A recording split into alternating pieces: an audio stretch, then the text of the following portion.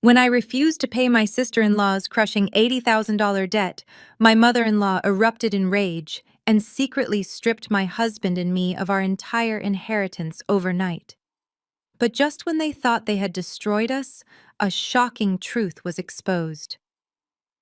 My name is Nia. I am 32 years old, an executive director at a private equity firm, and somehow still healing from wounds my husband's family inflicted. As a successful financial executive, I tried to establish strict boundaries, but I maintained obligatory contact for the sake of my husband Julian. Last Sunday, they invited us to their traditional family dinner. Between the sweet tea and the cornbread, my mother-in-law leaned forward smirking. She told me I was lucky to even be sitting at her table. Before I continue this story, let me know where you are watching from in the comments below. Hit like and subscribe if you have ever had to stand up to family who underestimated your worth and tried to use you as their personal bank account. Growing up in Atlanta meant understanding the deep importance of family image and generational wealth. In the circles we moved in, maintaining appearances was just as important as the money in the bank. But inside my husband Julian's childhood home, emotional manipulation permeated every single corner. The sprawling brick house, entirely paid off by his late father, was a fortress of expectations that I could never quite meet. The dining room was always loud, the air thick with the smell of baked macaroni and cheese, candied yams, collard greens, and unspoken resentment. I always dreaded these Sunday dinners. Brenda, my mother-in-law, ruled the table like a monarch holding court. She used the family logistics company, built from the ground up through her late husband's blood, sweat, and tears, as a weapon to control her children. She constantly reminded everyone that she held the keys to the kingdom and could lock anyone out at a moment's notice. Sitting directly across from me was Chloe. Chloe is 30 years old and Julian's younger sister. She was the undeniable golden child of the family. Chloe called herself an influencer and an entrepreneur. She had opened a luxury fashion boutique 2 years ago, fully funded by a massive loan from Brenda. But instead of running a legitimate business, Chloe used the boutique as a front to fund a lifestyle she could not actually afford. She was always dressed head to toe in designer labels, her hair and makeup flawlessly done by professionals, projecting an image of extreme wealth on social media. I knew the truth. I worked in private equity. I analyzed financial statements and market trends for a living. I could smell a bad investment from a mile away, and Chloe was a walking, breathing financial disaster waiting to happen. The dinner started with the usual passive-aggressive remarks. Brenda complimented Chloe's new diamond earrings, then turned to me and asked why I always wore such boring masculine suits to work.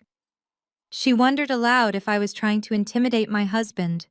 I simply sipped my ice water and smiled. I refused to give her the reaction she desperately wanted. Julian squeezed my knee under the table, a silent thank you for keeping the peace. But the fragile peace was not meant to last. Halfway through the meal, the atmosphere drastically shifted. Brenda cleared her throat loudly, commanding the attention of the entire room. She reached into her expensive designer handbag, sitting on the empty chair next to her. She pulled out a thick, crumpled piece of paper with a bright red header. Without a single word of warning, Brenda reached across the large mahogany table and slammed the paper directly onto my plate, right on top of my food. The loud smack echoed in the dining room. The room went completely silent. Julian dropped his fork, the metal clinking loudly against his plate. I looked down at the paper. It was a final collections notice from a high-risk commercial lender. The amount due was absolutely staggering, $80,000. I calmly picked up the paper, wiped a smear of gravy off the corner with my linen napkin, and looked directly at Brenda. I kept my voice perfectly level and asked her what exactly this was supposed to be. Brenda crossed her arms and leaned back in her heavily upholstered chair. She looked at me with cold, calculating eyes. She stated it was a business loan for Chloe's boutique. She claimed Chloe had run into some minor cash flow issues due to a bad vendor, and the predatory lenders were threatening to seize the store assets and liquidate her inventory. Then Brenda dropped the absolute bomb. She looked me dead in the eye and demanded that I pay it. She said I worked in private equity, making hundreds of thousands of dollars a year. She said 80 grand was just pocket change to someone like me. She told me to do it for the family. She said the debt collectors were threatening to post the default notices on social media, which would completely ruin the family reputation at our church and in our community. I stared at her, completely stunned by the sheer audacity of her demand. I looked over at Chloe. Chloe was not looking down in shame or embarrassment. Instead, she was swirling the ice in her glass, looking incredibly smug, as if my paying her massive debt was a foregone conclusion. She actually believed she was entitled to the money I worked grueling 80-hour weeks to earn. She thought my bank account was her personal safety net. I placed the paper back on the table. I smoothed out the wrinkled edges with my hands. I kept my voice perfectly level and professional, using the exact same tone I use in hostile corporate boardroom negotiations. I looked directly at Brenda and said, "Absolutely not. I will not pay a single dime of this debt." Brenda gasped loudly, clutching the pearls around her neck in mock horror. She demanded to know how I could be so selfish and cold-hearted. She loudly declared that family always helps family in times of need. I did not raise my voice, but my words cut through the heavy air of the dining room like shattered glass. I turned my sharp attention to Chloe. I told Chloe she did not use that loan money for her boutique inventory store rent or employee payroll. I told everyone at the table exactly what I knew. I said I saw her Instagram stories all throughout last month. I saw the first-class flight tickets to Dubai. I saw the videos of the 5-star luxury resort suites overlooking the ocean. I saw the brand new beige Hermes Birkin bag sitting prominently on the table in all of her posts. I looked back at Brenda and told her that $80,000 did not go into a struggling business. It went into funding a fake superficial lifestyle. I told them both that I was not going to subsidize Chloe's delusions of grandeur. Chloe turned bright red, her smug expression vanishing instantly. She slammed both of her hands flat on the table and screamed that I was nothing but a jealous hater. She said I was just a boring corporate drone who did not understand the massive financial investment required to build a personal brand and network with high-net-worth clients. She looked at her mother and immediately started crying on command, huge crocodile tears rolling down her perfectly contoured face. That was the moment when Julian finally had enough. He stood up abruptly from his chair. Julian is a high school principal, a man deeply used to maintaining order and commanding respect, and his deep voice boomed through the dining room. He pointed a firm finger at his sister and told her to stop the fake crying right now. He then looked at his mother and firmly stated that she could not ambush his wife like this in their home. He told Brenda that Naya's money was her own hard-earned money, and they were absolutely not going to drain their personal savings to pay off Chloe's reckless credit card bills. Julian stated clearly that it was past time for Chloe to grow up and take responsibility for her own actions. The silence that followed Julian's powerful words was deafening. Nobody ever stood up to Brenda. Nobody ever challenged the matriarch's authority. Brenda's face contorted in pure, unadulterated rage. Her eyes narrowed into tiny, dangerous slits. The carefully crafted mask of the loving church-going mother completely slipped away, revealing the ruthless, controlling manipulator underneath. Brenda stood up slowly, leaning her weight on the table. She pointed a shaking finger directly at Julian. Her voice was deadly quiet, but it carried a vicious threat that chilled the room. She told Julian that he was choosing an outsider over his own flesh and blood.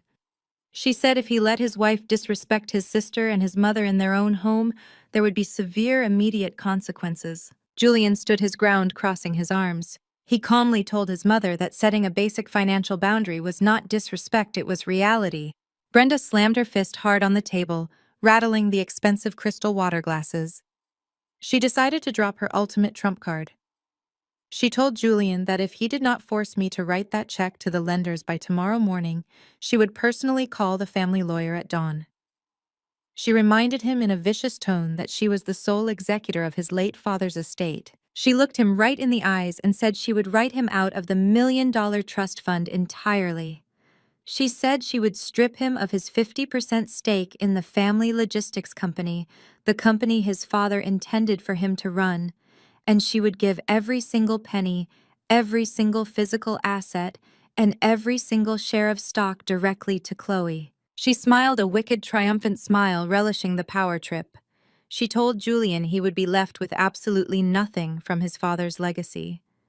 She truly thought this massive threat would break us. She thought the overwhelming fear of losing generational wealth would make me pull out my checkbook and submit to her financial control. She thought she held all the power in the room. Julian looked like he had been physically struck in the chest. The profound betrayal from his own mother weaponizing his father's legacy just to protect his spoiled, irresponsible sister was a devastating blow. He looked over at me, his eyes full of conflict, shock, and deep pain. I did not break character. I did not cry. I did not beg for forgiveness or try to negotiate a payment plan. I knew exactly how to handle arrogant bullies who thought money was their only leverage in life. I pushed my chair back slowly and stood up to my full height. I smoothly picked up my purse from the floor and carefully adjusted my coat. I looked down at Brenda and Chloe, my expression completely blank and unbothered. I looked at Julian and softly told him it was time to go home. I did not say another word to Brenda. I did not even look at the red collection notice still sitting on the table. As I walked out of the formal dining room, leaving my untouched food behind, I pulled out my cell phone. I opened my encrypted messaging app and typed a single urgent text message to my executive assistant at Oak Capital. I typed, "Run a full shadow credit sweep on Chloe's boutique by 8 o'clock tomorrow morning. I want to know every commercial debt, every property lien, and every hidden financial liability she currently has." I hit send. As the heavy wooden front door of the estate closed behind us, completely cutting off the loud sounds of Brenda's furious yelling, I felt a cold, sharp sense of clarity wash over me. They thought they had backed me into a corner. They thought taking away Julian's inheritance was the ultimate punishment to put me in my place. But they had absolutely no idea who they were truly dealing with. They had no idea that I already owned the chessboard. The drive back to our house was suffocatingly quiet. Julian gripped the steering wheel so tightly his knuckles turned stark white under the streetlights. He was a man who had spent his entire life trying to balance the scales between the family he was born into and the family he had chosen to build with me. Tonight, that scale had completely shattered.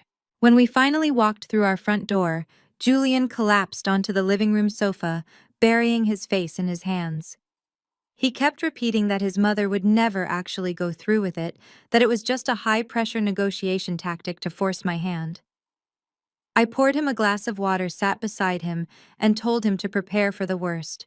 I work in the world of high-stakes finance and cutthroat corporate takeovers. I recognize a hostile move when I see one. Brenda was not bluffing. She was deeply offended that her absolute authority had been challenged, and people like her would gladly burn down their own house just to prove they control the matches. At exactly 7 o'clock the next morning, my prediction became our harsh reality. Julian's phone rang. It was Brenda. Her voice was ice-cold, completely stripped of any maternal warmth. She demanded that we come back to the estate immediately. She said the family attorney was already sitting in the parlor and there were documents requiring Julian's signature. Julian hung up the phone, looking completely numb. I did not say a word.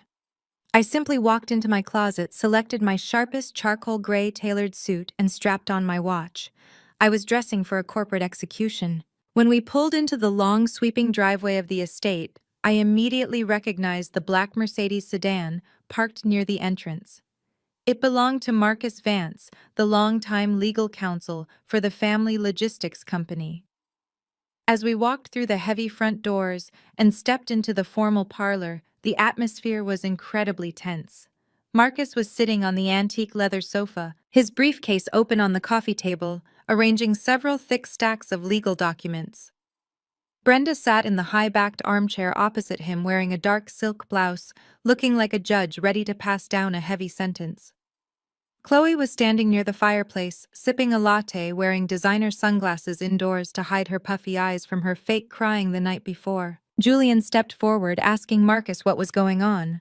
Marcus looked down, clearly uncomfortable with the situation, adjusting his glasses before speaking.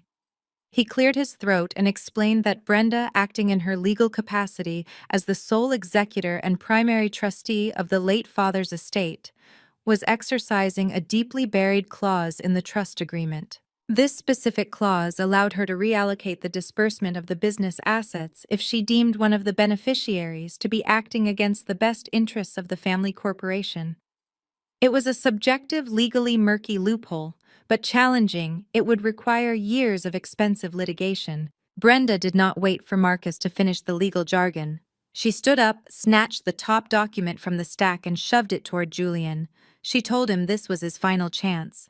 She said if I transferred the $80,000 to Chloe's creditors right then and there, she would tell Marcus to pack up his briefcase and go home. She said she was being more than generous by offering us a way out. Julian did not even look at the document. He looked directly into his mother's eyes. He asked her if she was really willing to destroy her relationship with her only son over a fashion boutique that had never turned a single dollar of profit. He asked her if this was how she was going to honor his father's legacy by weaponizing the logistics company he built with his bare hands. Brenda slammed her hand on the table. She told Julian that his father built that company to protect the family, and right now I was the biggest threat to this family. She declared that since Julian refused to control his wife, he was no longer fit to manage the family assets. Marcus sighed heavily and handed Julian a high-quality pen. He pointed to the bottom of the page. He stated that by signing the document, Julian was formally acknowledging the reallocation of his 50% stake in the logistics enterprise. The entire portfolio, including the fleet of commercial trucks, the massive storage warehouse on the south side of Atlanta, and the active vendor contracts, would be transferred fully and exclusively to Chloe. She would become the sole owner of a company valued at roughly $4.5 million. Julian stared at the pen for a long time. I could see the profound grief washing over him. This was not just about the money. This company was the last tangible connection he had to his father. He remembered riding in the passenger seat of those delivery trucks when he was 8 years old. He remembered sweeping the warehouse floors to earn his allowance. Now, his mother was ripping that legacy away from him and handing it to a woman who could not even balance a basic checkbook. Julian took a deep breath, took the pen from Marcus, and signed his name with quick, forceful strokes. He pushed the paper back across the table. He told his mother that she could keep the company, and he hoped she and Chloe would be very happy together. The moment the ink was dry, Chloe's entire demeanor changed. The anxious, dependent little sister vanished, replaced by an incredibly arrogant and smug woman who suddenly believed she was a corporate titan. She took her designer sunglasses off and walked slowly over to Julian. She looked him up and down with an expression of pure pity and disgust. "You chose your selfish wife over your blood," Chloe said, a wicked smile spreading across her perfectly painted lips. "Now I own the empire. You are going to have to wake up every single morning and go to your boring little school job knowing you threw away millions of dollars just because you let this woman control you. You are weak, Julian." Julian's shoulders slumped.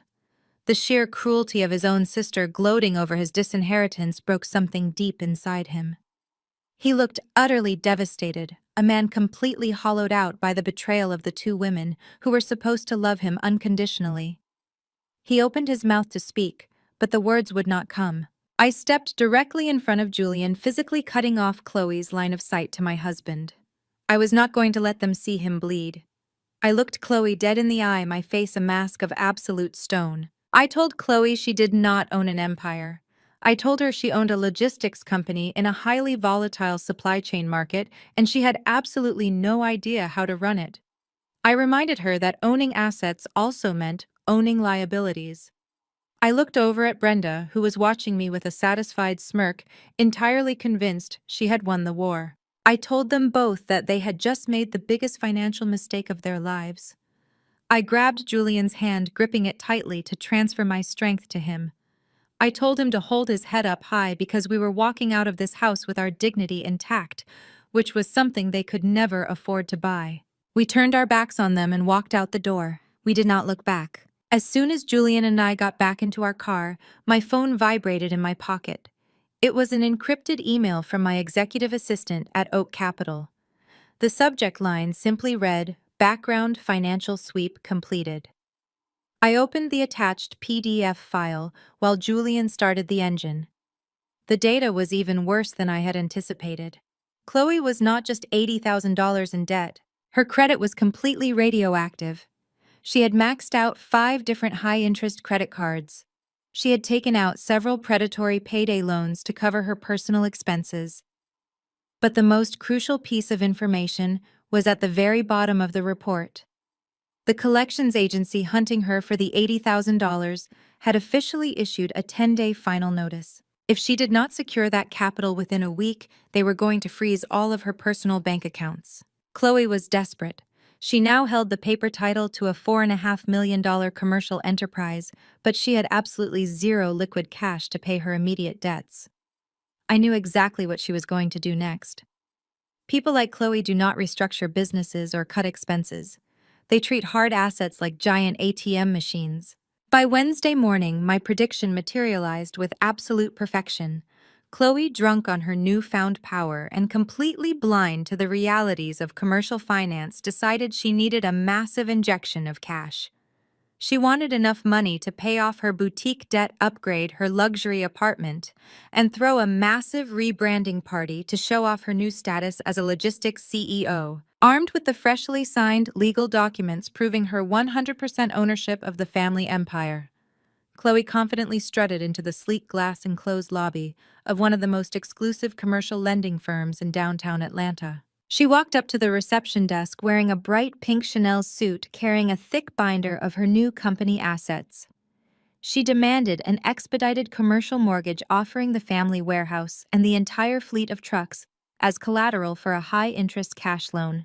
Chloe sat down in the luxurious waiting area, sipping a complimentary sparkling water, completely unaware of the trap she was willingly walking into. She watched as her file was carried back into the executive suites. What Chloe did not know, and what Brenda could have never possibly anticipated, was the true reach of my influence in this city. The lending firm she chose was a subsidiary operation. It was a boutique commercial credit branch, wholly owned and heavily funded by Oak Capital Management, my firm. Behind the thick frosted glass of the senior underwriting office, the loan officer reviewing Chloe's desperate application was a man named David. David is a brilliant, ruthless financial analyst. And more importantly, David is my direct subordinate. He answers to only one executive director in the entire building: me. As David flipped through Chloe's falsified income projections and the newly transferred ownership deeds, he picked up his desk phone and dialed my private direct extension. The pieces were finally set on the board, and the game was officially mine to win. I answered the phone on the first ring. David did not waste time with pleasantries. He informed me that my sister-in-law was sitting in his pristine lobby trying to leverage $4.5 million in commercial assets for a high-interest short-term cash advance.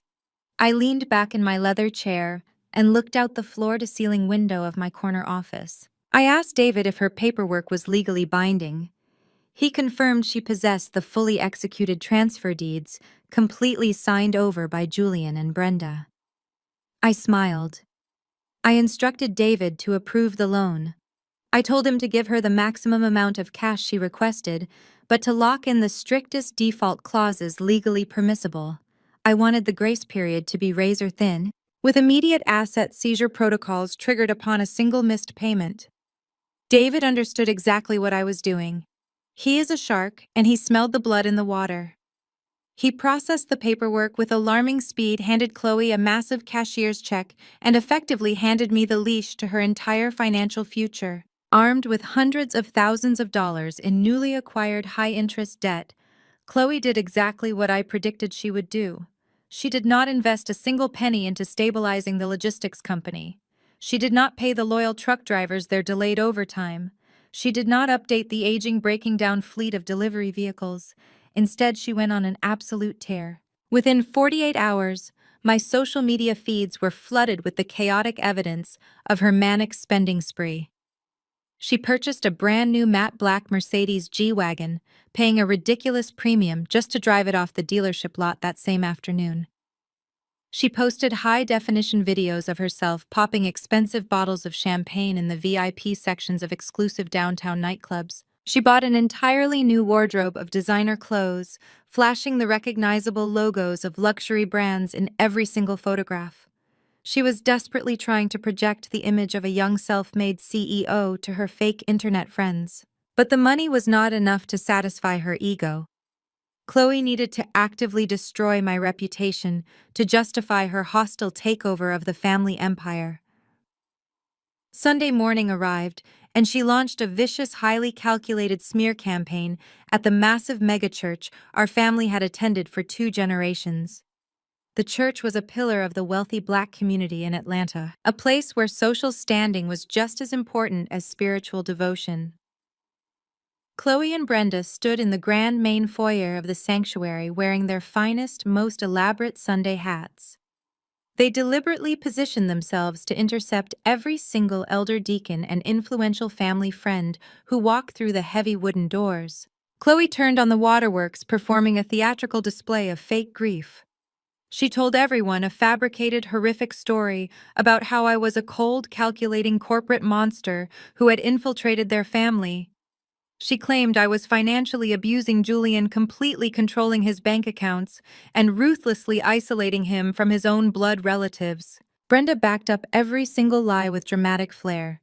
She grabbed the hands of the older women, tears streaming down her face, telling the congregation that Julian was trapped under my toxic spell. She painted herself as the heartbroken matriarch who was forced to step in and save the logistics company before I could forcefully liquidate it and steal their generational wealth. In the tight-knit community of a megachurch, gossip travels faster than the speed of light. By Monday morning, my personal cell phone was absolutely blowing up. The harassment was relentless and incredibly invasive. I received long lecturing paragraphs of text messages from church aunties quoting scripture at me. They told me that a wise woman builds her house, but a foolish one tears it down with her own hands. I received angry, aggressive voicemails from family friends who had known Julian since he was in diapers, demanding to know why I was keeping a good son away from his grieving mother. My own inbox at work was spammed with anonymous messages calling me a gold digger and a manipulator. They accused me of tearing a beautiful Christian family apart. Julian was furious. When he heard the voicemails left on my phone, his face turned dark with pure rage. He wanted to march straight down to the church office and publicly confront his mother and sister in front of the pastor. He wanted to log onto social media and expose the absolute truth about the $80,000 debt, the disinheritance, and Chloe's reckless behavior. He wanted to scream his innocence to the world and defend his wife. I physically stopped him. I placed my hands on his shoulders and looked him directly in the eyes. I told him that arguing with fools only proves there are 2 fools in the room.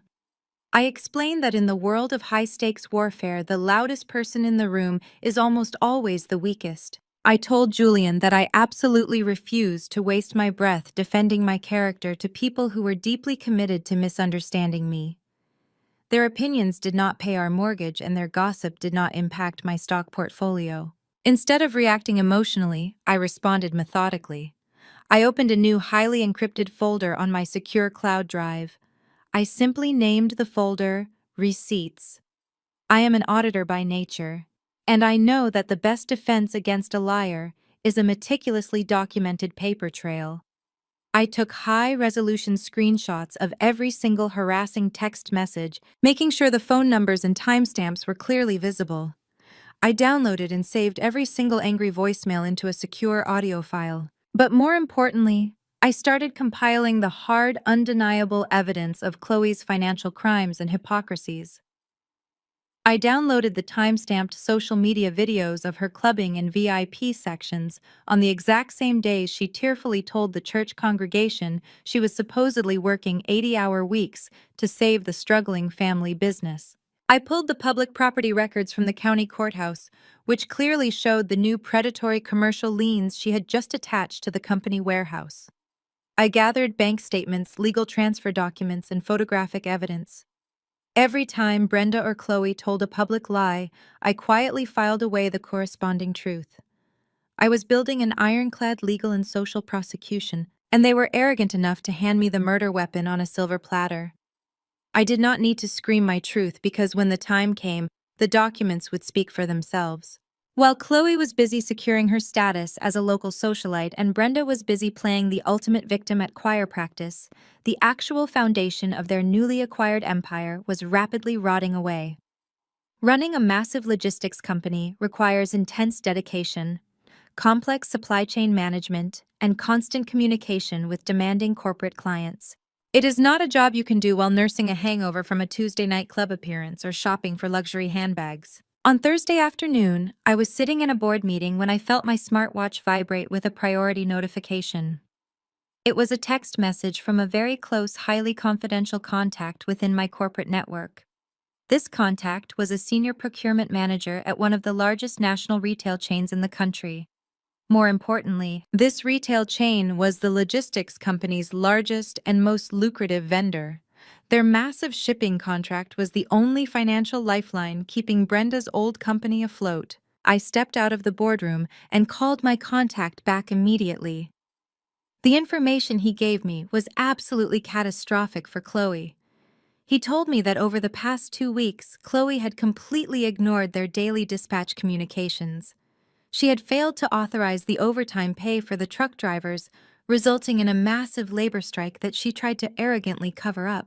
Because of her sheer negligence and incompetence, 3 dozen cargo trucks carrying highly perishable expensive merchandise had been left sitting in the scorching Georgia sun for 4 days. The inventory was completely ruined. My contact lowered his voice and delivered the final blow. He told me that his retail company was officially done. They were not just pausing the contract. They had legally terminated the entire vendor agreement due to gross mismanagement and breach of contract. They were pulling all of their business away from Chloe's logistics company, effective immediately. Furthermore, they were preparing to file a massive lawsuit against Chloe for the cost of the destroyed inventory. I ended the call and walked slowly back to my corner office. I looked down at the bustling city streets of Atlanta below me. The massive commercial loan that Chloe had just taken from my firm required monthly payments based on the projected revenue from that exact retail contract. Without that vendor, the logistics company had zero incoming cash flow. They were essentially a dead man walking. Chloe had just spent hundreds of thousands of dollars she no longer had a way to repay, and the razor-thin grace period on her loan was ticking down like a time bomb. While I was silently watching the impending collapse of their financial house of cards, Brenda was growing increasingly furious at my absolute refusal to engage with her. Narcissists feed on reaction. They desperately need you to defend yourself, to argue, to show them that their attacks are causing you pain. My complete silence was starving her of the control she craved. The smear campaign at our megachurch had certainly caused a temporary social headache, but it had not produced the results Brenda truly wanted. I had not called her begging for a truce. Julian had not left me. We had not written a check for $80,000. Frustrated by her inability to break me, Brenda decided to change her tactics. She realized that she could not touch my career in private equity. My corporate world was completely insulated from her church gossip. So she aimed her venom at the most vulnerable and important thing left in our lives. She decided to actively destroy Julian's career. Julian is an exceptional educator. He is the principal of one of the most highly rated public high schools in the Atlanta Metropolitan District. He spent his entire adult life building his professional reputation. He is fiercely dedicated to his students, respected by his faculty, and heavily relied upon by the community. In the world of public education, your moral character and public perception are just as critical as your administrative skills. A single credible accusation of misconduct can trigger immediate suspension, public scandal, and the permanent loss of an educational license. Brenda knew this perfectly well. She knew exactly how much Julian's career meant to him, and she decided to use it as her ultimate weapon of extortion. It was a Tuesday morning, a particularly important day for Julian's school. The regional superintendent of the school district was on campus for a scheduled annual performance review. The administrative office was buzzing with activity, trying to ensure everything looked perfect for the district executives. It was the absolute worst possible time for a personal disruption, which meant it was the perfect time for Brenda's grand performance. Just before the morning bell rang, Brenda walked through the double-glass doors of the main school office. She was not dressed in her usual sharp, intimidating attire. Instead, she had deliberately dressed down, wearing an oversized, slightly wrinkled cardigan and flat shoes, clutching a worn tissue in her trembling hands. She bypassed the visitor sign and sheet and walked straight up to the head administrative assistant. right there in front of the parent volunteers, the office staff, and the open door of the principal's suite where the superintendent was sitting. Brenda began to loudly and hysterically sob. She did not just cry, she wailed. She begged the office staff for help, claiming she had nowhere else to turn. When the superintendent stepped out of the office to see what the commotion was about, Brenda immediately latched on to him. She introduced herself as Julian's mother and launched into a horrifying, entirely fabricated story. She claimed that she was a victim of severe elder abuse and financial exploitation. She told the superintendent that Julian and his wealthy, ruthless wife had completely abandoned her, stolen her life savings, and were currently trying to illegally force her out of her home. She cried that she could not afford her basic medications and that Julian had threatened to physically harm her if she ever reached out to him for help. In a public school setting, administrators are legally mandated reporters. When an elderly woman stands in the main office and loudly accuses the school principal of financial and emotional abuse, the district cannot simply ignore it. The superintendent immediately called for a closed-door emergency meeting. Julian was pulled out of a classroom observation by the school resource officer. He was escorted down the hallway, not as the respected leader of the school, but as a potential liability. When he walked into the main conference room, he found the superintendent sitting at the head of the table, looking incredibly stern, with a representative from Human Resources dialed in on the speakerphone. Sitting in the corner, dabbing her dry eyes with a tissue and looking like a terrified victim, was his mother. The superintendent did not mince words. He informed Julian that these were catastrophic allegations of moral turpitude. He explained that if there was even a fraction of truth to Brenda's claims of elder abuse and financial extortion, Julian would be immediately placed on unpaid administrative leave, pending a full police investigation. The superintendent asked Julian to explain why his mother was sitting in the school office claiming she was destitute and afraid for her safety. Julian stood absolutely still. He looked at the superintendent, then he slowly turned his head to look at the woman who gave birth to him. For 34 years, Julian had carried the heavy burden of being the good son. He had absorbed her criticisms, tolerated her manipulation, and constantly tried to earn a love that was always strictly conditional. Even after she legally disinherited him to pay off Chloe's luxury debts, Julian had still harbored a tiny, painful shred of guilt. He had still wondered if he could have handled the Sunday dinner differently to keep the family intact. But in that conference room, watching his mother actively attempt to strip away his livelihood, his passion, and his ability to provide for his own family, just to punish him, that lingering guilt instantly evaporated. The illusion of the loving matriarch burned away, leaving nothing but the cold reality of a vindictive stranger. Julian reached his absolute breaking point. He did not feel sad anymore. He felt a profound, liberating clarity. Julian did not panic. He did not yell. He reached into his suit jacket and pulled out his cell phone. He opened the secure cloud drive folder I had set up for him just days prior. He placed the phone flat on the table and slid it across the polished wood directly to the superintendent. He told the superintendent to look at the screen. He calmly explained that the woman crying in the corner was not destitute. He stated she was the sole executor of a multi-million-dollar estate and lived in a fully paid-off luxury home. He showed the superintendent the high-resolution photographs of the legal documents from the family attorney, clearly showing that Brenda had voluntarily signed over a $4.5 million commercial logistics company to her daughter just last week. He then played a voicemail on speakerphone. It was a recording of Brenda from 3 days ago screaming at Julian, threatening to come to his job and ruin his life if he did not force me to pay Chloe's $80,000 credit card bill. The audio recording filled the quiet conference room. Brenda's vicious, extortive tone was undeniable.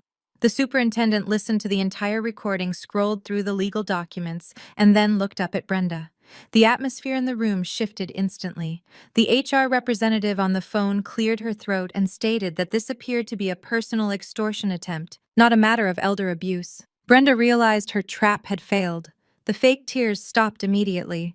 She sat up straight, her face hardening into a furious scowl, and began to aggressively argue that the documents were fake and that Julian was lying.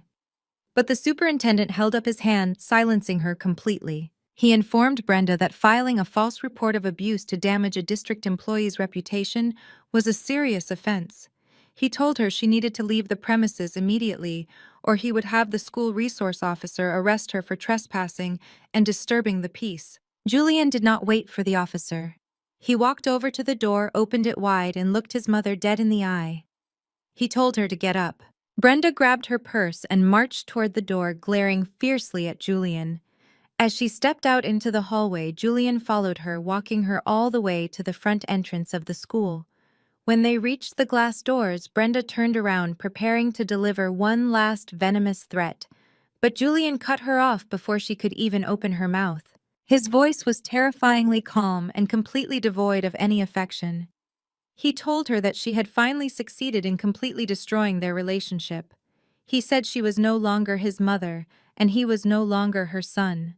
He informed her that if she ever stepped foot on his campus again, if she ever drove past his house, or if she ever attempted to contact him or his wife, he would file a permanent restraining order and press charges for harassment.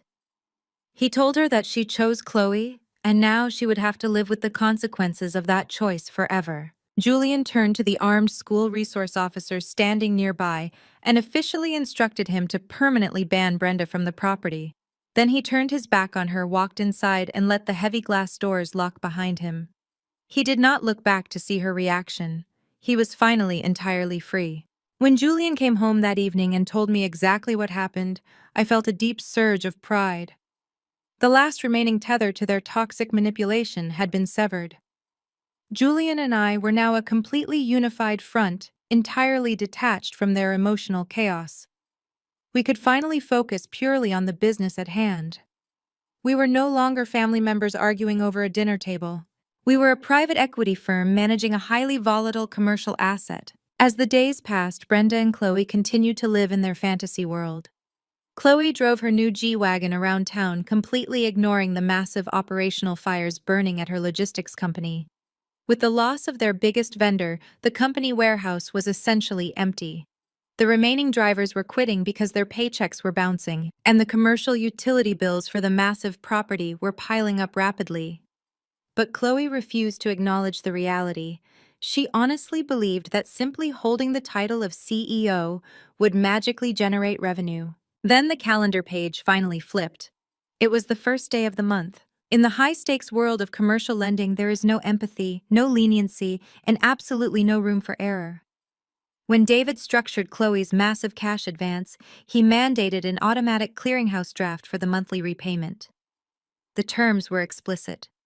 On the first of every month at exactly midnight, our corporate banking system would automatically reach into Chloe's business accounts and extract a massive sum of capital to service the debt. I arrived at my office at Oak Capital early that morning, holding a fresh cup of coffee. I booted up my dual monitors and opened the secure internal dashboard that tracked our high-risk portfolio accounts. I navigated directly to the file labeled with the name of the family logistics company. I watched the screen as the automated system initiated the transaction protocol. The digital ledger attempted to pull the required $50,000 monthly payment from Chloe's primary business checking account. The system processed the request, pinging her external bank. For a few seconds, the loading icon spun in a continuous circle. Then the screen flashed a brilliant, unforgiving red. The transaction was firmly rejected. The status code displayed in bold letters across my monitor: insufficient funds. Chloe did not have the money. The massive loan repayment had completely bounced. The automated system instantly flagged the account, shifting its status from active to severely delinquent. The trap had officially sprung shut. The razor-thin legal grace period began ticking down, and I picked up my desk phone to call my legal team. The trap had officially sprung shut.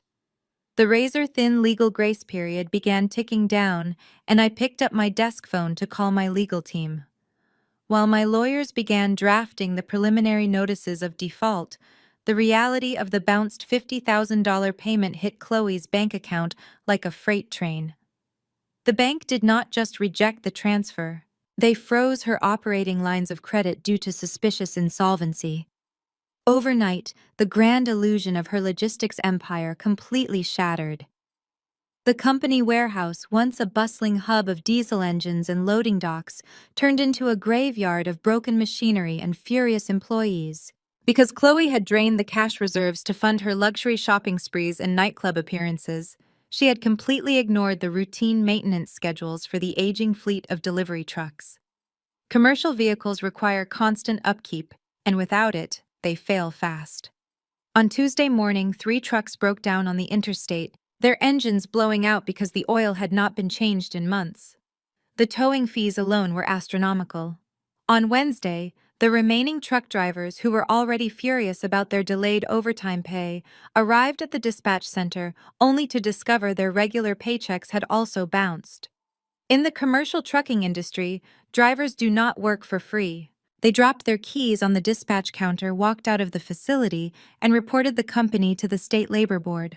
The rapid operational collapse sent shockwaves through the estate. Brenda, who had spent the last 2 weeks proudly telling her church friends that her daughter was a prodigy CEO, was suddenly fielding angry phone calls from unpaid utility companies threatening to shut off the power to the massive warehouse. Chloe was in a state of absolute panic. She sat at her father's old oak desk in the warehouse office, staring at a mountain of past due invoices, final notices, and threatening letters from independent contractors. She had absolutely no idea how to read a basic profit and loss statement, let alone navigate a severe liquidity crisis. She was a woman who thought running a business just meant cashing checks and taking photos for social media. Desperation breeds audacity. Realizing they were drowning in a financial mess they could not comprehend, Brenda and Chloe decided they needed a savior. They needed someone who actually understood accounting, someone who could untangle the chaotic web of bounced checks, negotiate with angry creditors, and magically save the family legacy. They needed the very man they had ruthlessly disinherited just a few weeks prior. They needed Julian. The love bombing campaign began on Thursday evening. It was incredibly pathetic and entirely predictable. Julian and I were sitting in our living room enjoying a quiet dinner when his cell phone began to light up continuously. First, it was a barrage of text messages from Chloe. She sent pictures from their childhood, accompanied by long, overly emotional paragraphs about how much she missed her big brother. She claimed she was just overwhelmed and needed his brilliant business mind to help her look over some confusing paperwork. She typed that she knew they had some disagreements recently, but at the end of the day, family sticks together. 10 minutes later, Brenda's name flashed on the screen. She left a sickly sweet voicemail, completely ignoring the fact that she had just tried to destroy his career and get him fired from his high school. Her voice dripped with fake maternal affection. She called him her handsome boy and begged him to come over to the estate for a home-cooked meal. She said she had baked his favorite peach cobbler and wanted to sit down as a family to discuss bringing him back into the company as an unpaid financial consultant. She framed it as an opportunity for him to earn back her trust. Julian listened to the voicemail on speakerphone. He did not look angry. He just looked deeply exhausted by their relentless delusion. He placed his phone on the coffee table and leaned back on the couch, shaking his head. He had no intention of answering, but the phone immediately started ringing again. It was Brenda calling for the 3rd time in 15 minutes. I reached across the table and picked up his phone. Julian looked at me, a silent question in his eyes, and I simply nodded. I pressed the green accept button and brought the phone to my ear. Brenda launched right into her script the second the line connected. "Oh, Julian, thank goodness you answered," she cooed, her voice trembling with manufactured distress. "We are in a little bit of a tight spot with the warehouse accounting, and your sister is just so stressed. We need you to come down here tomorrow morning and sort out these vendor invoices. It will only take a few hours of your time, and we really need you to step up for the family." I let her finish her entire performance. I did not interrupt. When she finally paused to take a breath, I spoke. My voice was flat, cold, and entirely devoid of emotion. "Julian is currently unavailable," I stated clearly, "and he will remain unavailable to you permanently." There was a sharp gasp on the other end of the line. Nia Brenda snapped, her fake sweet tone vanishing, instantly replaced by her usual venom. "Put my son on the phone right now. This is a private family business matter, and it has absolutely nothing to do with you." I stood up and walked over to the window looking out into the quiet street. I told Brenda that she was absolutely right. It was her family business matter, which meant it was entirely her problem. I calmly reminded her of the meeting in the parlor with the family lawyer. I reminded her of the thick stack of legal documents she forced Julian to sign under duress. I quoted her exact words back to her. "You told Julian he was no longer fit to manage the family assets," I said, making sure every syllable landed with maximum impact. "You stripped him of his 50% stake. You handed 100% of the shares, the physical assets, and the operational liabilities directly to Chloe. You cut him out, Brenda. You made your bed, and now the mattress is on fire." Brenda started to yell, screaming that I was a vindictive witch and that Julian owed his father to save the company. She said the trucks were breaking down and the drivers had quit. She demanded that Julian come fix it because he knew how the dispatch software worked. I cut her off mid-sentence. "You own 100% of the mess now," I told her. "Do not ever call this number again expecting free labor to save a company you stole." I pressed the end call button and immediately blocked her number from Julian's phone. I then blocked Chloe's number for good measure. I set the phone back on the table. Julian looked at me, let out a long, heavy breath, and finally smiled. The boundary was set in stone. We were completely sealed off from their sinking ship. Back at the logistics warehouse, my refusal to hand over Julian sent Chloe into a blind, terrifying panic.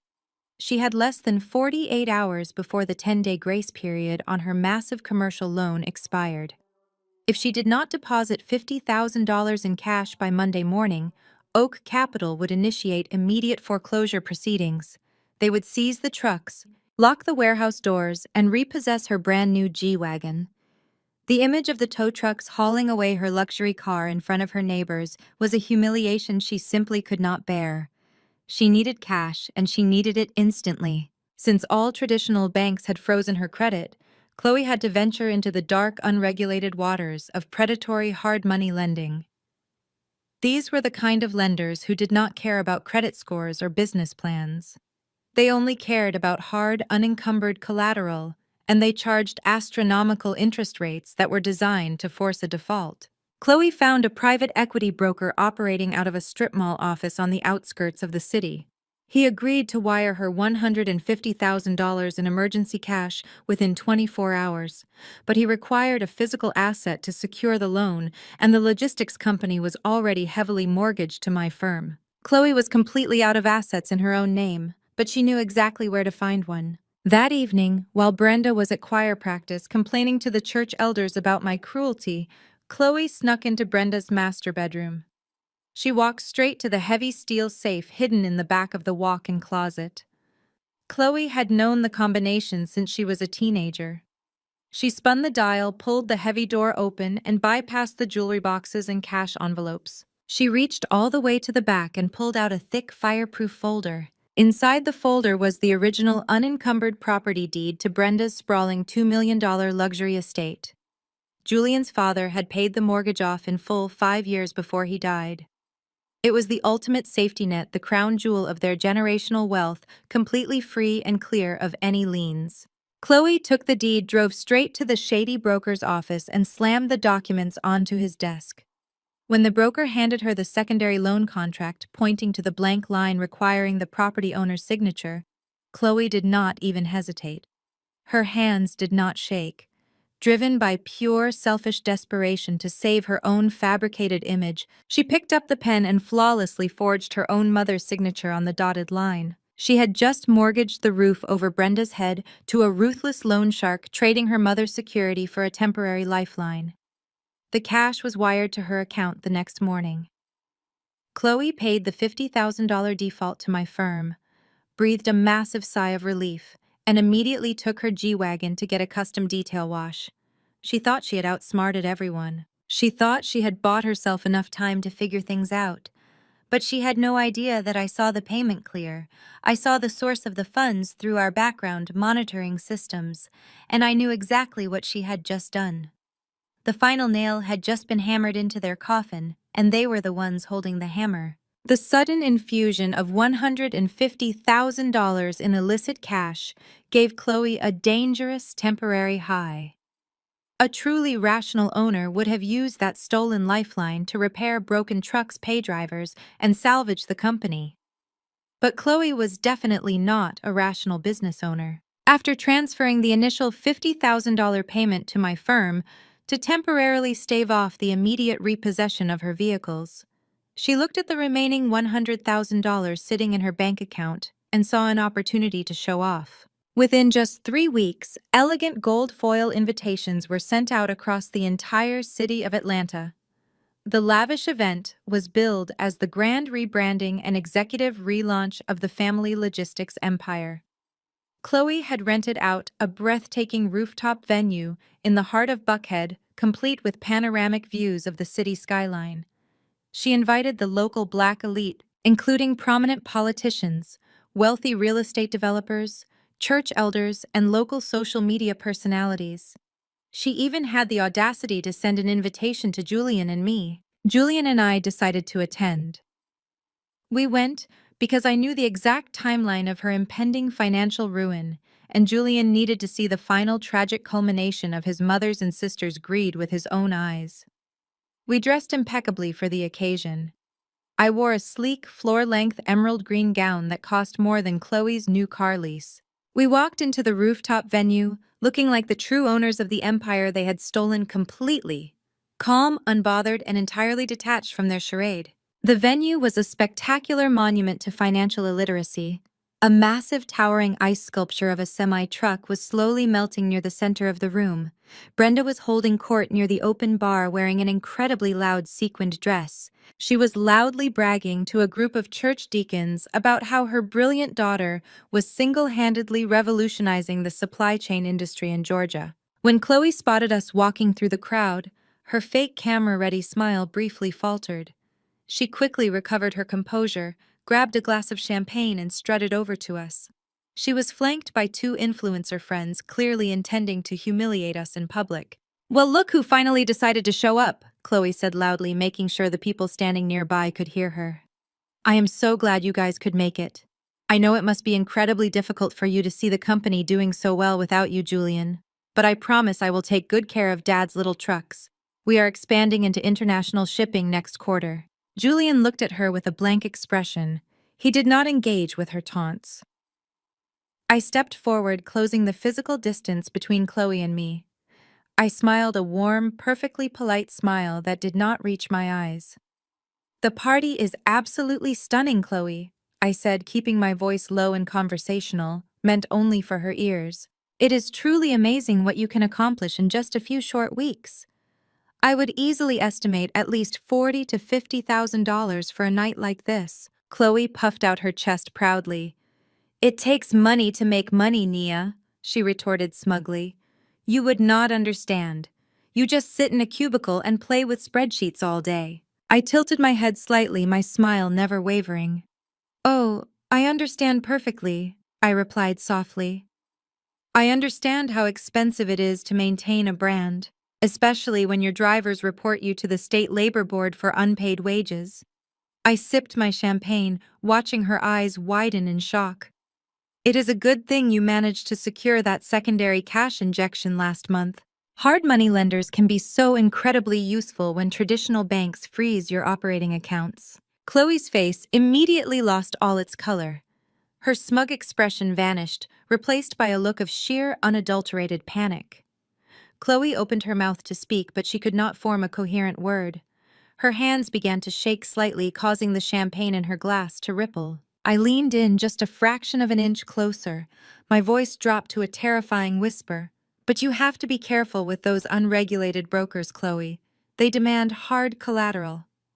I really hope Brenda knows that the deed to her $2 million estate is currently sitting in a strip mall safe, bearing a signature that looks remarkably like yours, but lacks her distinct penmanship. Forgery is a very serious federal offense." Chloe physically stumbled backward, her designer heels catching on the carpet. She looked at me as if she had just seen a ghost. She realized in that exact moment that I was not guessing. I knew everything. I saw every single dirty, illegal move she had made in the dark. "Excuse me," Chloe stammered, her voice cracking. "I have to go check on the catering."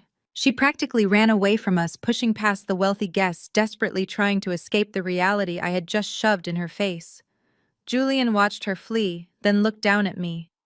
"You really do not take prisoners, do you?" he asked quietly. "I never take prisoners when they are the ones who started the war," I replied simply. For the next hour, Julian and I casually mingled with the guests. We chatted with the politicians and shook hands with the real estate developers. We did not say a single negative word about Chloe or Brenda. We did not need to. We just watched the facade crack from the inside out. Chloe was a nervous wreck. She was constantly checking her phone, pacing back and forth near the kitchen doors, and completely ignoring the guests she had paid tens of thousands of dollars to impress. Brenda kept trying to pull her back onto the dance floor, oblivious to the fact that her daughter was having a silent, nervous breakdown. The evening marched steadily toward its climax. At exactly 10 o'clock, the event planner signaled the jazz band to stop playing. It was time for the grand toast. A waiter handed Chloe a microphone. She stepped up onto a small elevated stage near the center of the room. Brenda stood directly in the front row, beaming with misplaced pride, holding her glass high in the air. Chloe gripped the microphone with both hands. She was visibly trembling. She cleared her throat and looked out over the sea of wealthy, influential faces. She tried to force her fake smile back into place. "Thank you all so much for coming tonight," Chloe began, her voice shaky and pitchy over the speakers. "Tonight is a celebration of family of Black excellence and of the incredible future of our logistics company. My mother and I have worked so hard to elevate this brand to the next level. We are proving that generational wealth is alive and well in our community." The crowd murmured in polite agreement, raising their crystal glasses in the air. Chloe took a deep breath, gaining a bit of confidence from the applause. She looked directly at Julian and me, standing near the back of the room. "We have overcome so many obstacles," she continued, her voice growing slightly louder. "We have cut out the dead weight holding us back, and we are moving forward into a highly profitable new era, to the family empire." To the empire, the crowd echoed loudly, preparing to drink. Right in the middle of the toast, the silence was pierced by a sharp, rhythmic vibration. It was my smartwatch strapped tightly to my left wrist. I raised my arm and tapped the glowing screen. The notification was flagged with a bright red urgent priority banner. It was a direct, automated message from the senior underwriting software at Oak Capital. When Chloe took out that predatory loan to pay the initial $50,000 she owed my firm, she had breached a major non-negotiable covenant in our primary lending contract. Oak Capital strictly prohibited the borrower from taking on massive secondary high-interest debt against the same business entity without explicit corporate authorization. Furthermore, her second payment cycle had just attempted to clear her frozen bank accounts. It bounced instantly. The combination of the bounced payment and the illegal secondary loan triggered an immediate acceleration clause. I stared down at the glowing text on my wrist. The message was concise. The borrower account was officially 60 days in default. The grace period was permanently revoked. Foreclosure protocol was legally activated. I looked up from my watch. Chloe was staring right at me from the stage. The microphone still clutched in her hands, her glass of champagne frozen in the air. She saw the light from my screen. She saw the cold, unwavering expression on my face. She knew exactly what that notification meant. The party was over. The empire was officially mine. Julian and I did not stay for the rest of the toast. We simply turned our backs on the frozen, horrified expression on Chloe's face and walked out of the venue, the heavy glass doors closing behind us. We spent the rest of the weekend in absolute peace. I turned off my phone, slept in late, and let the automated legal and financial systems of Oak Capital do exactly what they were programmed to do. In the corporate world, the gears of asset recovery grind forward without any emotion. There is no negotiating with a computer algorithm that has registered a hard default. For Chloe and Brenda, that weekend must have been an agonizing waiting game. Chloe knew the payment had bounced. She knew she had violated the secondary loan covenants.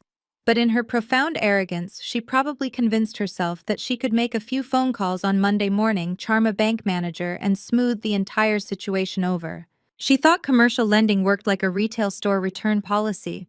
where if you complain loudly enough to a manager, they will bend the rules for you. She was violently incorrect. The first undeniable strike of reality happened bright and early on Tuesday morning. Chloe lived in a high-end, newly developed luxury subdivision on the north side of the city. It was the kind of neighborhood where image was everything.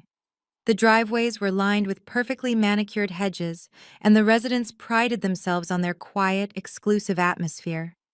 Chloe had spent the last 2 months terrorizing these neighbors, revving the engine of her matte black G-Wagon at all hours of the night and acting like she owned the entire block. At exactly 6:30 in the morning, the pristine silence of the neighborhood was shattered by the loud, aggressive rumble of a heavy-duty diesel engine. A massive industrial flatbed tow truck turned onto Chloe's street.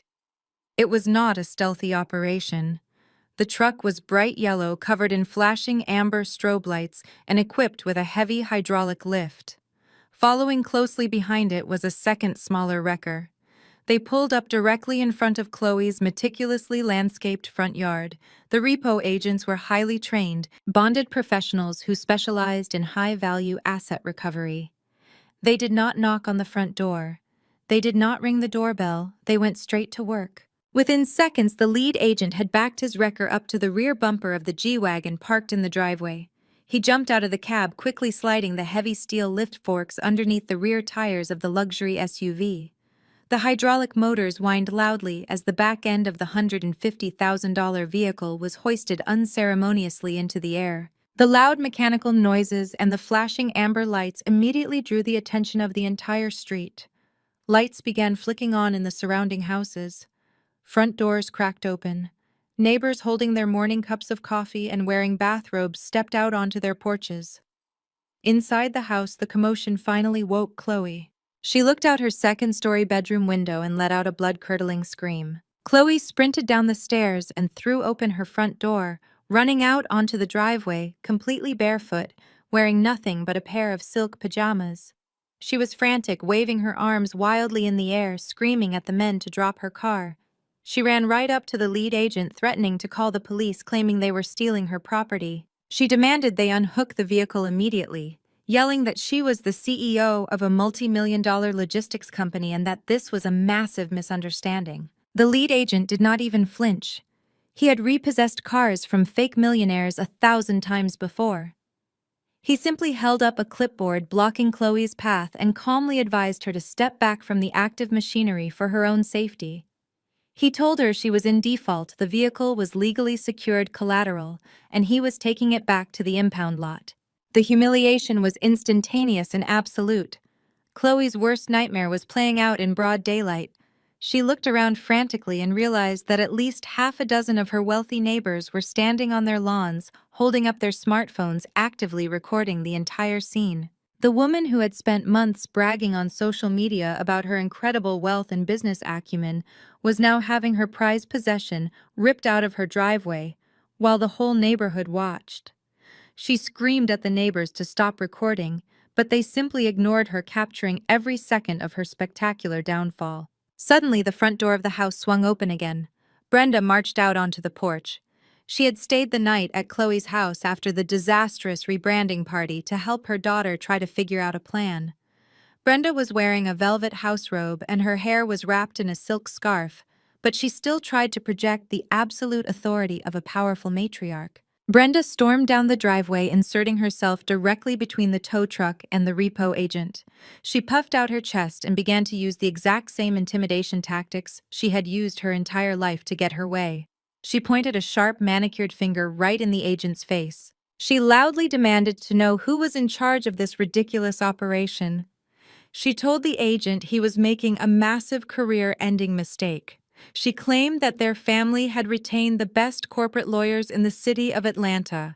She threatened to sue the towing company into bankruptcy for trespassing, emotional distress, and grand theft auto. She screamed that they had no legal right to touch the car because it belonged to a highly profitable corporate fleet. "Do you have any idea who we are?"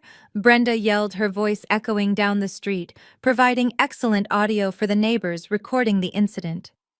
"You cannot just come onto private property and take what belongs to us. I am calling the police right now, and I will have you personally arrested." The lead agent sighed. He was completely unbothered by her theatrical performance. He reached into the front pocket of his heavy work jacket and pulled out a thick folded stack of legal documents. The papers were stamped with the official embossed seal of the Fulton County Superior Court. He held the stack of papers out to Brenda. He spoke with the bored, monotone voice of a man just trying to finish his shift. "Lady, you can call the police, the governor or the president if you want to," the agent said dryly. "The police were notified 30 minutes before we arrived. This is a court-ordered, judicially approved commercial repossession. The vehicle was listed as secondary collateral on a defaulted corporate loan. The grace period expired at midnight." The lien holder signed the authorization. "The judge signed the writ, and we are taking the car." Brenda snatched the paperwork out of his hand, practically tearing the top page in her fury. She told him that the paperwork was obviously fabricated. She insisted that there was a clerical error at the bank and that they would have the money wired by noon. She told Chloe to go inside and get the keys so they could prove ownership. The agent signaled to his partner, who engaged the winch. The G-Wagon was dragged fully onto the street, its front tires locked and screeching against the pavement, completely out of Chloe's control. "Read the paperwork, ma'am," the agent advised, turning his back on Brenda and walking toward the cab of his truck. "It is completely airtight.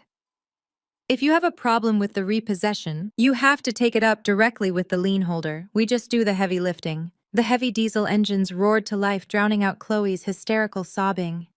The trucks began to pull away, carrying the matte black symbol of Chloe's fake empire down the street and out of sight. The neighbors slowly lowered their phones, whispering among themselves, the neighborhood gossip mill already working overtime. Brenda stood in the middle of the empty driveway, clutching the stack of legal documents. Her chest was heaving with indignation. She was convinced that some faceless corporate bank had made a terrible mistake, and she was already planning how she was going to scream at a customer service representative over the phone. She adjusted her reading glasses on the bridge of her nose and flipped to the front page of the court order. She needed to know exactly which bank was responsible for this outrage. She scanned past the legal jargon, the vehicle identification numbers, and the boilerplate default language. She looked for the bold text identifying the primary lien holder. Her eyes landed on the header section of the document. The color instantly drained from her face. Her jaw dropped open and her entire body went completely rigid. The arrogant, self-righteous fire in her eyes was extinguished in a single second, replaced by a look of sheer, uncomprehending terror. Chloe, still crying on the grass, looked up at her mother. "What is it?" Chloe sobbed. "What bank is it? We can call them. We can fix this." Brenda did not look at her daughter. Her hands began to shake violently, the thick legal papers rustling loudly in the morning air. She stared at the bold black ink printed across the top of the page, her mind completely unable to process the magnitude of the trap they had walked right into. She slowly raised her head, staring blankly at the spot where the G-Wagon used to be. "It is not a bank," Brenda whispered, her voice completely hollow. She looked down at the paper again, as if hoping the words would magically change. They did not. She opened her mouth and read the header out loud, her voice cracking under the weight of the absolute truth.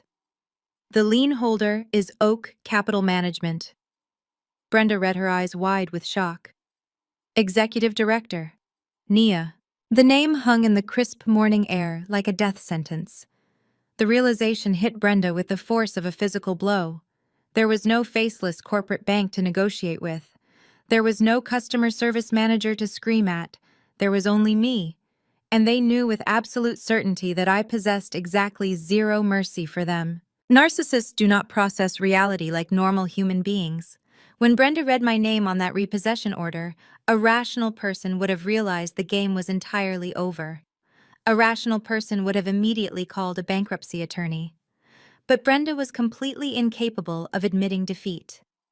In her deeply twisted mind, she simply rewrote the narrative to protect her fragile ego. She convinced herself and Chloe that I was not actually the executive director in charge of the entire private equity firm.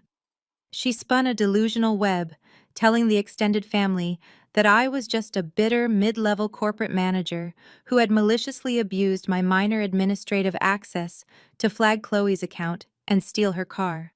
She truly believed that if she could just get Julian and me in a room surrounded by the entire extended family, she could use the sheer weight of public humiliation to force me to reverse the paperwork. Thanksgiving week arrived. Despite everything that had happened, Julian received an elaborate embossed invitation in the mail. It was a summons to Brenda's annual Thanksgiving cookout at the massive family estate. Julian threw the invitation directly into the kitchen trash can. He told me there was absolutely no way we were walking back into that toxic environment. But I reached into the trash, pulled the thick cardstock out, and placed it smoothly on the island counter. I told Julian we were going. I explained that when you are dealing with a rabid animal, you do not leave the job half-finished. You have to put it down permanently in front of the entire pack so that none of the other animals ever try to bite you again. Julian looked at the cold determination in my eyes and simply nodded. When we drove through the wrought iron gates of the estate on Thanksgiving afternoon, the driveway was completely packed with expensive cars belonging to aunts, uncles, and cousins from all over the country. Chloe did not have a car parked in the driveway, of course. She had told everyone her brand new G-Wagon was simply at the dealership getting a custom ceramic coating applied for the holidays. It was just another pathetic lie in a mountain of deception. We walked through the heavy double doors into the grand foyer. The house smelled incredibly rich, filled with the deep, savory aromas of roasted turkey-baked ham, macaroni and cheese, and sweet potato pie. The visual display of wealth was absolutely sickening, knowing how it was currently being funded. Brenda had clearly used the remaining cash from her illegal, predatory secondary loan to finance this massive holiday spectacle. There were lavish floral centerpieces on every table and a hired catering staff walking around serving expensive hors d'oeuvres. She was literally burning the last of her stolen money to maintain the illusion of absolute dominance. The moment Julian and I stepped into the main living area, the warm, festive atmosphere instantly froze. The smear campaign Brenda and Chloe had launched at the mega church had been ruthlessly effective. Dozens of relatives turned to look at us. The conversations abruptly stopped, replaced by hostile whispers and sideways glances. Aunties who used to hug me and ask about my career now physically turned their backs as I walked past. Cousins who Julian had tutored in high school suddenly found their shoes incredibly interesting, refusing to make eye contact. We were given the ultimate cold shoulder. It was a coordinated, deliberate effort to make us feel completely isolated and unwelcome. Julian stiffened his jaw, clenching, as a particularly rude uncle deliberately bumped his shoulder while walking past without apologizing.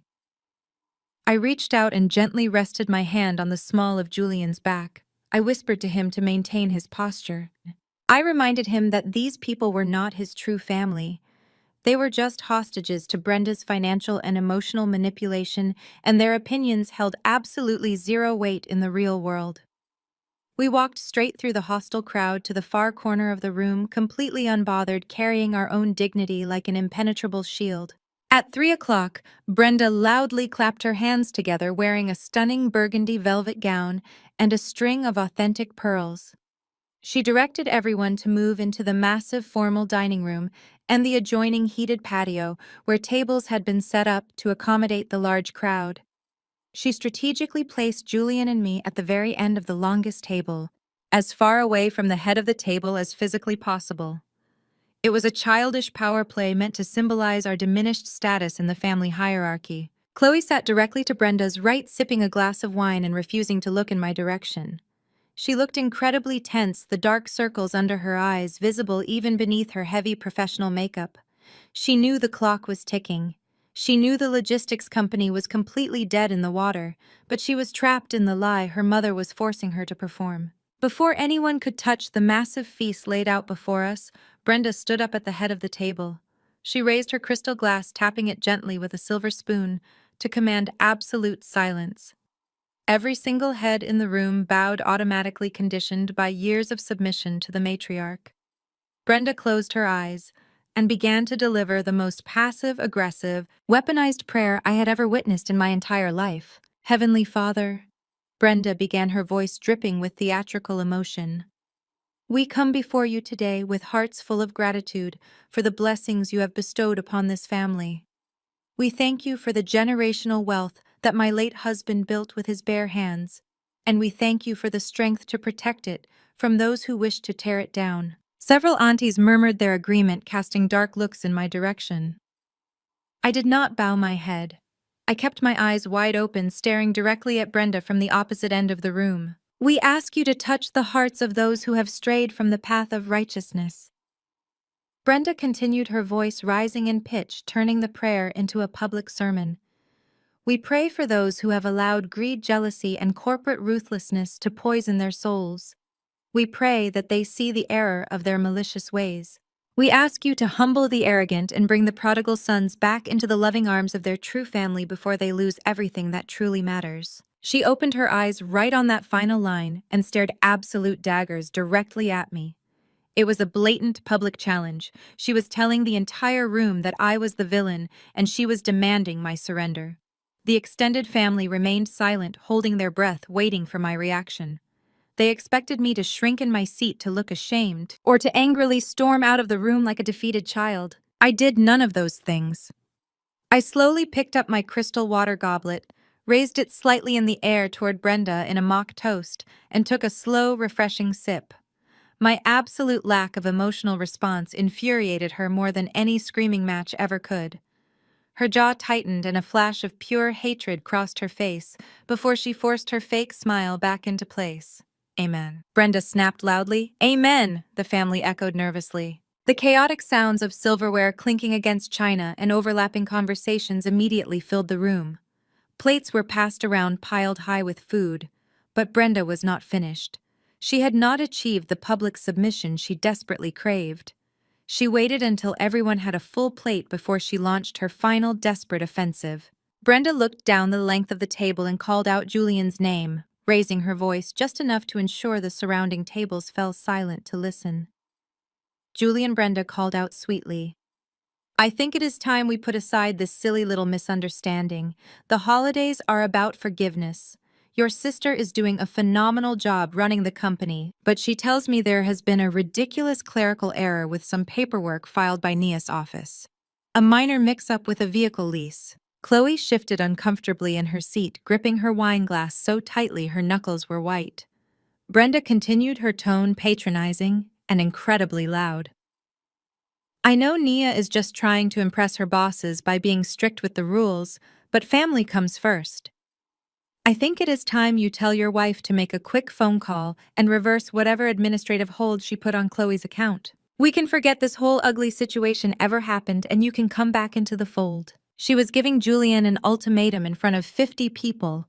Force your wife to submit or remain an outcast forever. Julian carefully placed his fork down on his napkin. He looked at the faces of his aunts, uncles, and cousins watching him expectantly. Then he looked at his mother.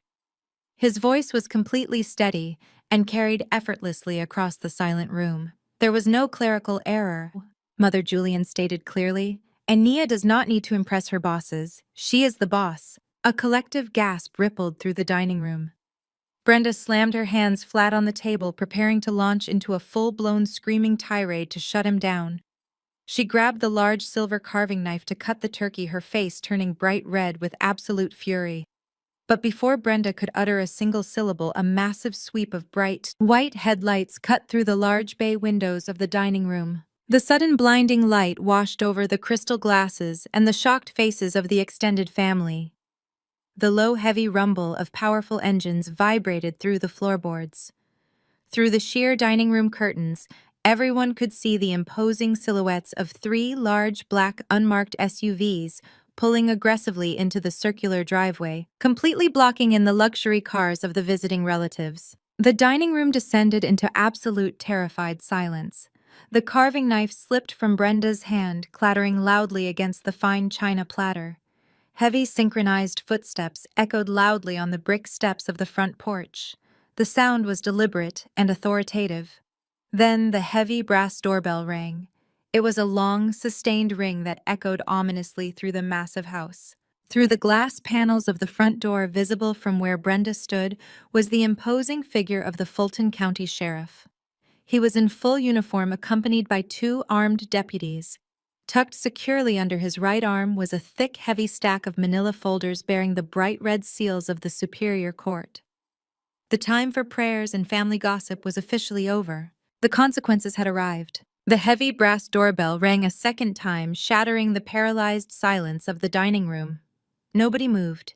The aunties who had been whispering about me just moments ago were now frozen in their seats, staring wide-eyed at the front door. Brenda finally snapped out of her shock.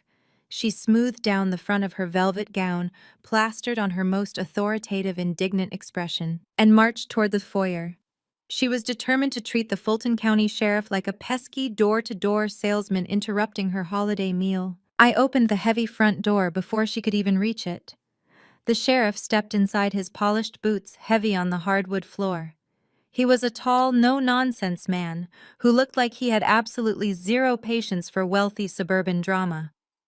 Behind him walked a sharp-looking woman in a tailored navy blue suit carrying an incredibly thick black leather binder. She was the senior legal courier for Oak Capital Management, my courier. "Excuse me," Brenda demanded loudly, stepping right into the sheriff's path.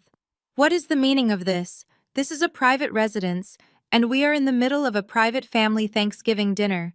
You cannot just barge in here. I demand you leave immediately." The sheriff did not step back. He looked down at Brenda with a completely flat expression.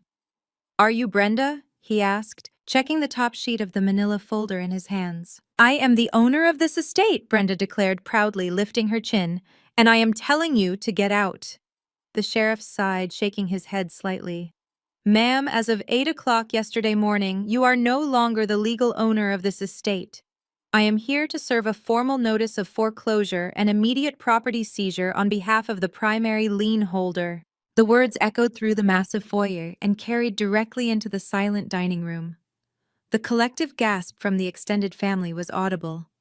Chloe, who had followed her mother out of the dining room, let out a sharp, terrified squeak and backed up against the wall. Brenda let out a loud, mocking laugh. "Foreclosure?" she scoffed. "You are out of your mind. My late husband paid this house off completely 5 years ago. We do not owe a single dime to any bank. You have the wrong address, officer. Now get out before I call your commanding officer and have your badge." That is when I made my move. I slowly pushed my chair back from the far end of the long dining table. The scraping sound of the wooden chair legs against the floor drew every single eye in the room to me.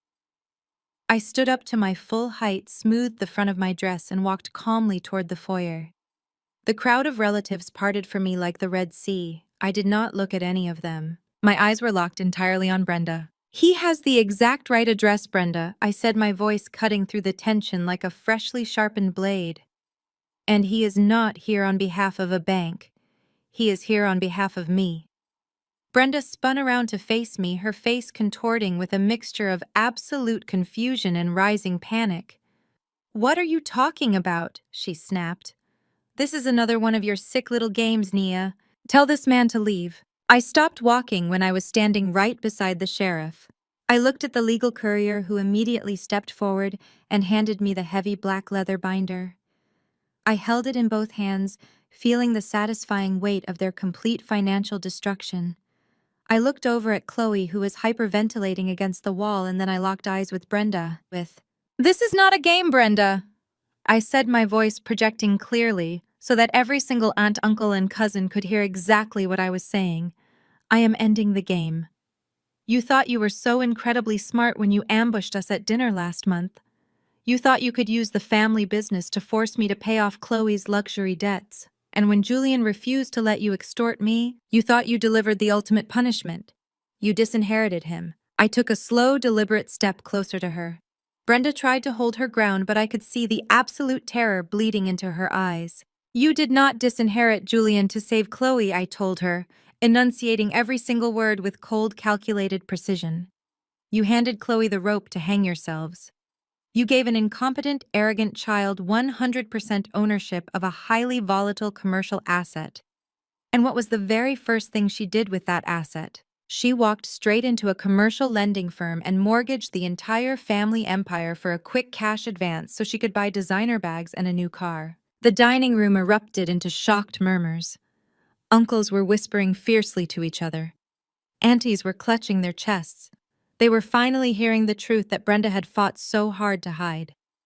Brenda opened her mouth to argue, but she had absolutely no defense. She just stared at me, her chest heaving. But she did not just walk into any lending firm. I continued, my voice rising just enough to silence the murmuring crowd. She walked into Oak Capital Management. My firm, the firm where I am the executive director. I saw her application hit my desk. I saw her falsified income projections. I saw the legal transfer deeds you forced Julian to sign. I knew she would immediately default. And I personally approved the loan. The silence that followed that statement was deafening. The sheer magnitude of the trap they had walked into finally crashed down on them. Chloe let out a loud, pathetic sob and slid down the wall, burying her face in her hands. She knew it was over. "I am here to collect Brenda," I said softly. I turned to the large wooden credenza sitting in the hallway. I raised the heavy black binder high in the air and dropped it flat onto the polished wood. The massive thud echoed like a gunshot. I flipped the binder open. It was packed with hundreds of pages of perfectly organized, legally certified receipts. "This is the default notice for the $50,000 payment your daughter bounced on the first of the month," I announced, tapping the top document. "This is the official termination letter from the retail vendor that abandoned your company because Chloe let their cargo rot in the sun while she was day drinking at a country club. And this is the repossession order for the G-Wagon that was towed out of her driveway on Tuesday morning. The one you told everyone was getting a ceramic coating." I flipped to the next section of the binder. The crowd of relatives was inching closer, completely captivated by the brutal execution of justice. They wanted to see the proof. "But that is just the business," I said, turning my gaze back to Brenda. "Now let us talk about your house." Because when Chloe realized she was about to lose her car, she went to a predatory hard money lender to secure an illegal secondary cash loan. She needed collateral. So she broke into your safe. She stole the original deed to this very house. And she forged your signature on the mortgage documents. Brenda physically staggered backward. She looked down at Chloe, her own flesh and blood weeping on the floor. "Chloe," Brenda whispered, her voice completely broken. "Tell me she is lying. Tell me you did not do that." Chloe just sobbed louder, refusing to look up.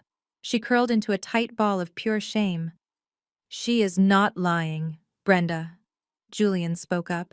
He walked out of the dining room and stood right next to me. He looked at his mother with absolute disgust. He did not look like a son seeking approval anymore. He looked like a man who had finally realized his own worth. "You chose her," Julian said quietly. "You chose to protect her lies. You tried to get me fired from my job.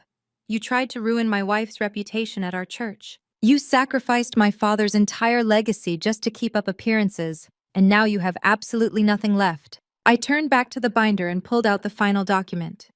It was the foreclosure notice the sheriff had just handed me. Because Chloe defaulted on the primary loan, the cross-collateralization clauses were immediately activated. I explained analytically, destroying her with corporate law. We legally absorbed the secondary debt. Oak Capital now owns the logistics company, the warehouse, the commercial truck fleet, and this $2 million estate. You are currently standing on my property. Brenda looked around the room. She looked at the faces of her extended family. She was looking for a savior. She was looking for an uncle to step forward and defend her, or an auntie to scold me for being disrespectful. But nobody moved.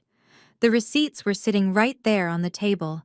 The proof of Chloe's forgery, the proof of the massive debt, the proof of Brenda's lies. They were all exposed to the light, and the family was disgusted. The woman who had ruled the family with an iron fist, who had used money to control and manipulate everyone around her, was suddenly completely powerless. The reality of her situation finally hit her. She had lost her company. She had lost her house. She had lost her golden child to federal fraud charges. And she had lost her son forever. She had absolutely no leverage left. She was cornered, trapped by her own toxic arrogance.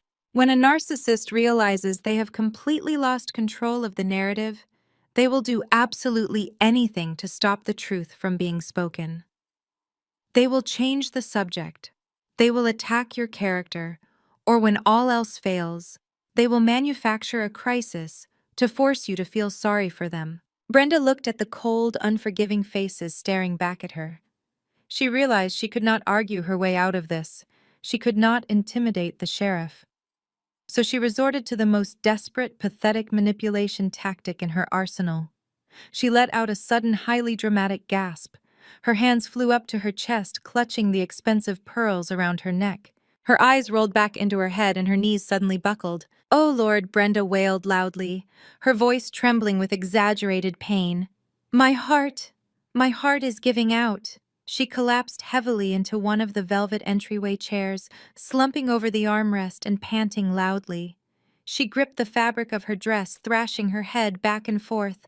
"I cannot breathe," she gasped, looking pleadingly at the crowd of relatives.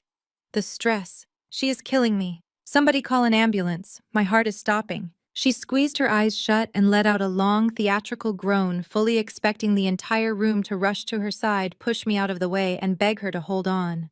She thought this fake medical emergency would instantly stop the foreclosure, invalidate the receipts, and make me look like a monster for stressing out a poor, sick, elderly woman on Thanksgiving Day. She thought she had found her escape hatch. One of the older uncles, genuinely terrified by Brenda's theatrical performance, frantically pulled out his cell phone and dialed 911.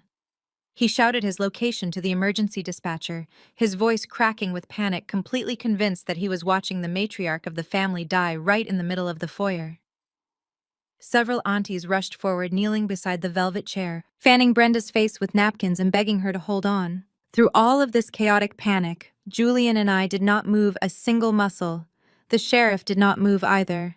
He simply rested his hand on his duty belt, his expression completely blank, watching the spectacle with the exhausted eyes of a man who dealt with wealthy, entitled criminals on a daily basis. He recognized a delay tactic when he saw one. Because we were in a highly affluent, heavily gated suburb, the emergency response time was incredibly fast. Within 5 minutes, the piercing wail of ambulance sirens joined the flashing lights of the police cruisers parked outside. 2 paramedics burst through the front doors carrying heavy medical bags and a portable electrocardiogram monitor. The family members quickly scattered, making room for the medical professionals to do their jobs. Brenda ramped up her performance the second the paramedics approached. She let out weak, breathless groans, clutching her left arm and fluttering her eyelids. She was desperately trying to force her body to mimic the symptoms of a massive cardiac event. The lead paramedic, a seasoned professional with a highly clinical demeanor, immediately knelt beside her. He did not offer any words of comfort. He quickly attached the sticky EKG sensors to her wrists and the upper portion of her chest. He wrapped a blood pressure cuff tightly around her upper arm and slipped a pulse oximeter onto her index finger. The machine powered on, emitting a series of sharp, rhythmic beeps. The entire dining room held its collective breath. The family stared at the small digital screen, expecting to see a chaotic, failing heart rhythm. The paramedic stared at the monitor for several long seconds. He checked the blood pressure reading. He looked at the oxygen saturation levels. Then his clinical expression turned into a hard, deeply annoyed frown. He reached up and pulled the sensors off Brenda's wrists in one swift motion. He stood up, looking directly at the anxious crowd of relatives, and spoke with a loud, incredibly irritated voice. "Her vitals are absolutely perfect," the paramedic announced, his voice echoing through the silent foyer. "Her blood pressure is slightly elevated due to adrenaline, but her heart rhythm is strong and steady. Her oxygen saturation is at 100%. She is not having a heart attack. She is not even close to having a heart attack. This is a theatrical display of stress, and she is completely faking it." The silence that followed his medical declaration was absolute. The machine did not lie. The paramedic began packing up his equipment, shaking his head in disgust at the massive waste of county emergency resources. The reaction from the extended family was instantaneous and brutal. The genuine fear and concern they had felt just moments ago morphed directly into pure, unadulterated revulsion. The aunties who had been fanning Brenda slowly stood up, their faces hardening into masks of absolute contempt. An uncle in the back row let out a loud, mocking scoff. "She is faking a medical emergency to avoid the police." An older cousin whispered loudly, the disgust dripping from every syllable. How incredibly pathetic. Brenda realized her ultimate escape hatch had just been slammed completely shut. The paramedics had stripped away her final layer of defense, exposing her as a fraud in front of the very people she had spent decades trying to impress. She slowly opened her eyes. She did not look weak anymore. The fake pain vanished, replaced by a dark-cornered, incredibly dangerous glare. I stepped forward, closing the physical distance between us until I was standing right over her. I was not going to let her breathe. I was not going to let her spin another lie. I reached into the heavy black binder still sitting on the credenza and pulled out the physical original copy of the secondary loan agreement. I held the thick contract right in front of her face, forcing her to look at the ink. "The fake heart attack is not going to save you, Brenda," I said, my voice dropping to a low, lethal register. "You need to look at this paper. You need to see exactly what your precious golden child did to you." Brenda stared at the document. Her eyes locked onto the signature line at the very bottom of the page. It was her name written in a handwriting that was just slightly too shaky, slightly too forced. It was Chloe's desperate forgery glaring right back at her. Chloe did not just bankrupt the company, I revealed, my words striking her like physical blows. She forged your name and mortgaged this very house to a predatory loan shark to pay for her luxury lifestyle. And because she defaulted on everything, my firm bought the debt. You do not own the logistics company anymore, Brenda. And as of 8 o'clock this morning, you do not own this house either. The absolute finality of my words broke the last remaining thread of Brenda's sanity. The reality of her total financial annihilation finally set in. She was homeless, completely broke, and publicly humiliated. And the person responsible for the final fatal blow was not me. It was the daughter she had sacrificed everything to protect. Brenda's head snapped toward the wall where Chloe was still cowering on the floor. The loving, protective matriarch instantly transformed into a vicious, raging monster. Narcissists have no true loyalty. The moment their golden child becomes a liability, they will tear them apart with zero hesitation. Brenda lunged out of the chair, her velvet gown twisting around her legs. She pointed a shaking, furious finger directly at her daughter. "You stole from me!" Brenda screamed, her voice cracking with hysterical rage. "You little thief! I gave you a multi-million-dollar company. I gave you everything you ever asked for. And you went behind my back and stole my home. You forged my signature like a common criminal. You ruined me." Chloe flinched, but the cornered, desperate panic inside her suddenly ignited into an equally vicious rage. Chloe had learned every single one of her manipulative, toxic traits directly from the woman screaming at her. She was not going to sit on the floor and take the blame alone. She scrambled to her feet, her designer makeup smeared across her face, completely abandoning the victim act. "I did not ruin you!" Chloe screamed back, her voice echoing wildly against the high ceilings of the foyer. "You ruined yourself. You forced me to do this. You forged my name!" Brenda shrieked, taking a step toward her daughter with her hands balled into tight fists. "Because you made me keep up appearances," Chloe fired back, matching her mother's aggressive energy step for step. "You never taught me how to actually run a business. You just wanted a shiny trophy to brag about at your stupid church. You told me to project wealth. You told me that image was everything. If I had lost that G-Wagon, if the neighbors had seen me fail, you would have been so embarrassed you would have disowned me anyway." The ugly, toxic truth of their entire relationship was spilling out into the open for everyone to see. There was no love between them. There was only a shared sickness, a mutual obsession with status, and a deep, rotting core of selfishness. "I only did exactly what you taught me to do," Chloe yelled, pointing right back at her mother. "You taught me to use people to get what I want. You used Julian to try and get Nia's money. I just used your house to get mine. We are exactly the same."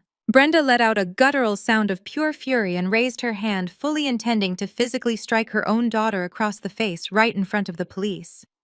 The sheriff immediately stepped forward, placing his large hand firmly on Brenda's shoulder and pushing her back verbally, warning her to stand down or face immediate assault charges. The extended family watched the vicious screaming match with absolute horror. The illusion of the perfect, wealthy, God-fearing family was completely shattered, leaving behind a pathetic, toxic wasteland. The respect and fear Brenda had cultivated for 30 years vanished into thin air. Nobody stepped forward to comfort them. Nobody offered to mediate the dispute. The family members simply began to move. Uncles quietly grabbed their coats from the hall closet. Aunties picked up their expensive purses, keeping their heads down, completely refusing to make eye contact with Brenda or Chloe. The cousins quickly shuffled out the front door, slipping past the police deputies and the paramedics. Brenda noticed the mass exodus. She spun around, desperately reaching out toward her older sister, who was buttoning up her winter coat. "Where are you going?" Brenda demanded, her voice bordering on a frantic plea. "We are right in the middle of dinner. You cannot leave me like this. You are family. We have to stick together." Her older sister paused at the door. She turned around and looked at Brenda with an expression of pure, unadulterated pity. "We are not family," Brenda, her sister, said coldly. "Family protects each other. You and your daughter just destroy everything you touch. Do not call me when you need a place to stay tonight." With that final devastating statement, the sister walked out the door. Within 3 minutes, the massive house was entirely empty of guests. The driveway cleared out as the luxury cars sped away, leaving Brenda and Chloe completely isolated, standing in the ruins of the empire they had selfishly destroyed. They had nobody left to manipulate. They had absolutely no one to blame but themselves. And the sheriff was still standing right there, holding the manila folders, waiting for me to give the final order. I turned to the sheriff and gave him a single sharp nod of authorization. He stepped forward, his heavy boots echoing loudly in the now cavernous, completely silent foyer. He did not hand the papers to Brenda with any degree of sympathy or hesitation. He thrust the thick manila folders directly toward her chest, forcing her to instinctively raise her shaking hands to take them. "Brenda," the sheriff said, his voice entirely devoid of the respect she constantly demanded from the world, "consider yourself formally served. As the legal representative of the primary lien holder, Oak Capital Management has executed an immediate writ of possession. Because this property was pledged as collateral under fraudulent terms, which subsequently defaulted, standard eviction timelines have been completely bypassed by the presiding judge." Brenda stared blindly at the paperwork. Her hands were shaking so violently that the thick legal papers rustled like dry leaves in the wind. "Expedited." She repeated the word, sounding entirely foreign on her tongue. "What does that mean? Where are we supposed to go?" I stepped right up to her, invading her personal space, ensuring she had no choice but to look me directly in the eyes. "It means you do not get 30 days, Brenda," I said, my voice ringing with cold, absolute authority. "You do not get 2 weeks. You have exactly 48 hours to vacate these premises.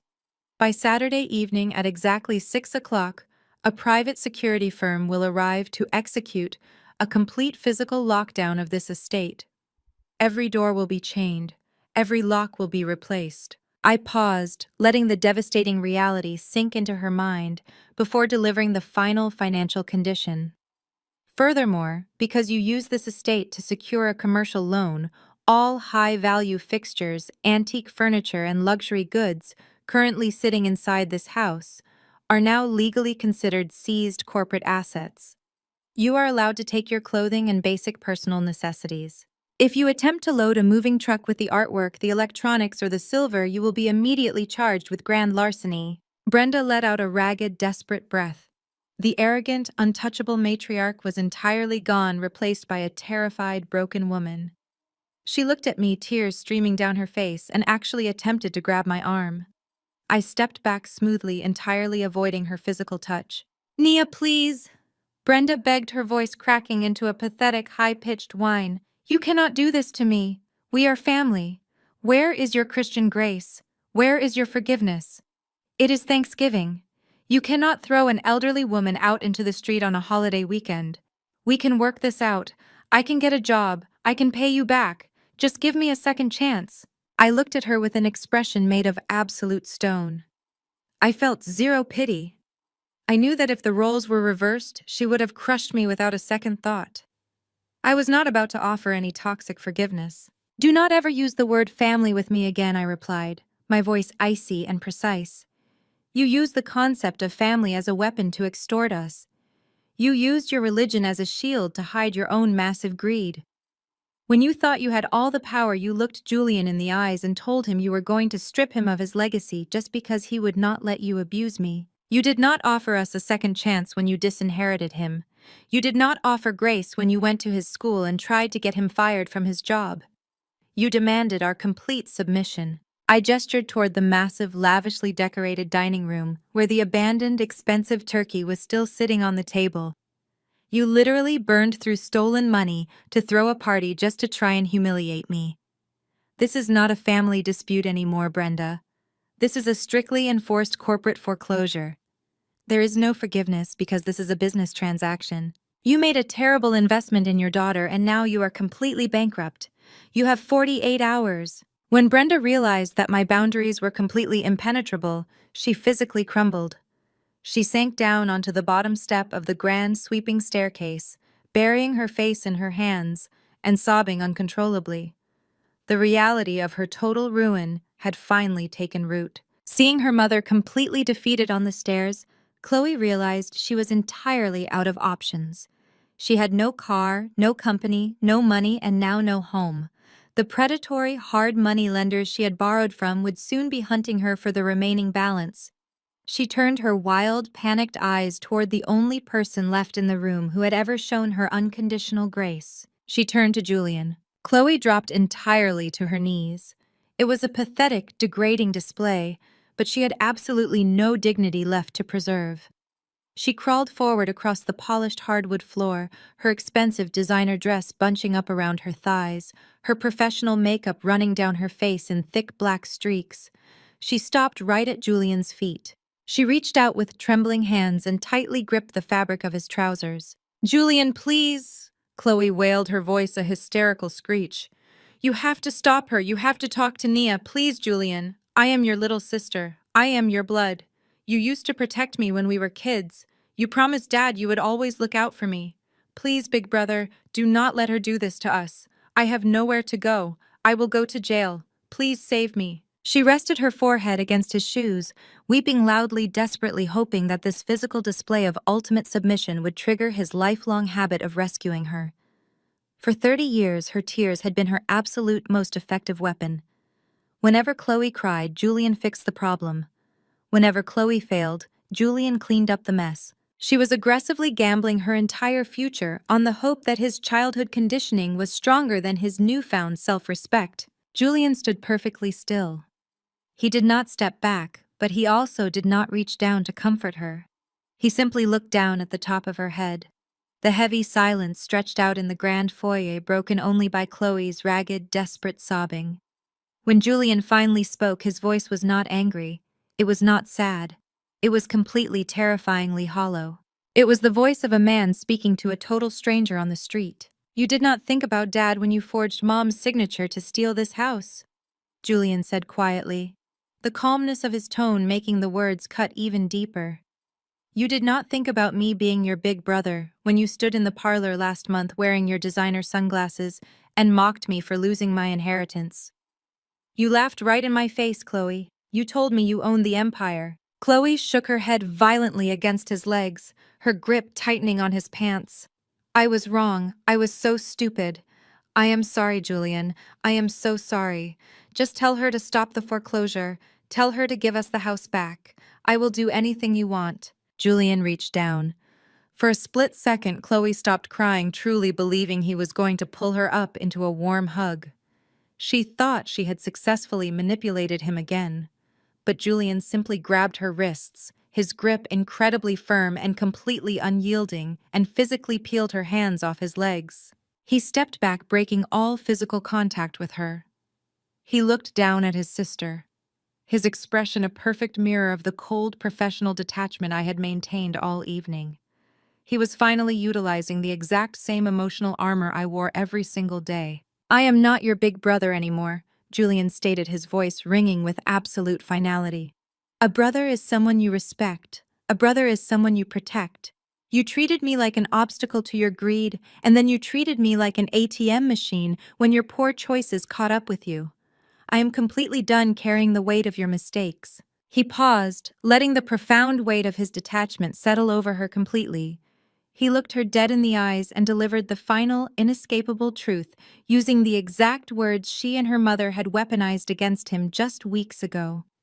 "I guess you'll have to figure it out," Julian said, his tone perfectly flat. "You're cut off." The words hit Chloe like a physical shockwave. The rejection was absolute. The safety net was permanently destroyed. She stared up at Julian, her mouth opening and closing soundlessly. She looked from Julian to her mother weeping on the stairs, and then finally to me. I was standing near the credenza, watching the entire scene with my arms casually crossed over my chest.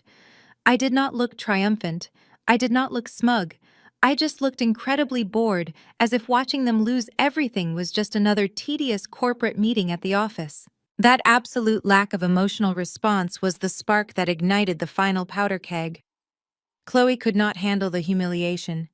She could not handle the brutal rejection. But most of all, her deeply ingrained narcissistic ego could not handle the fact that I was completely unaffected by her suffering.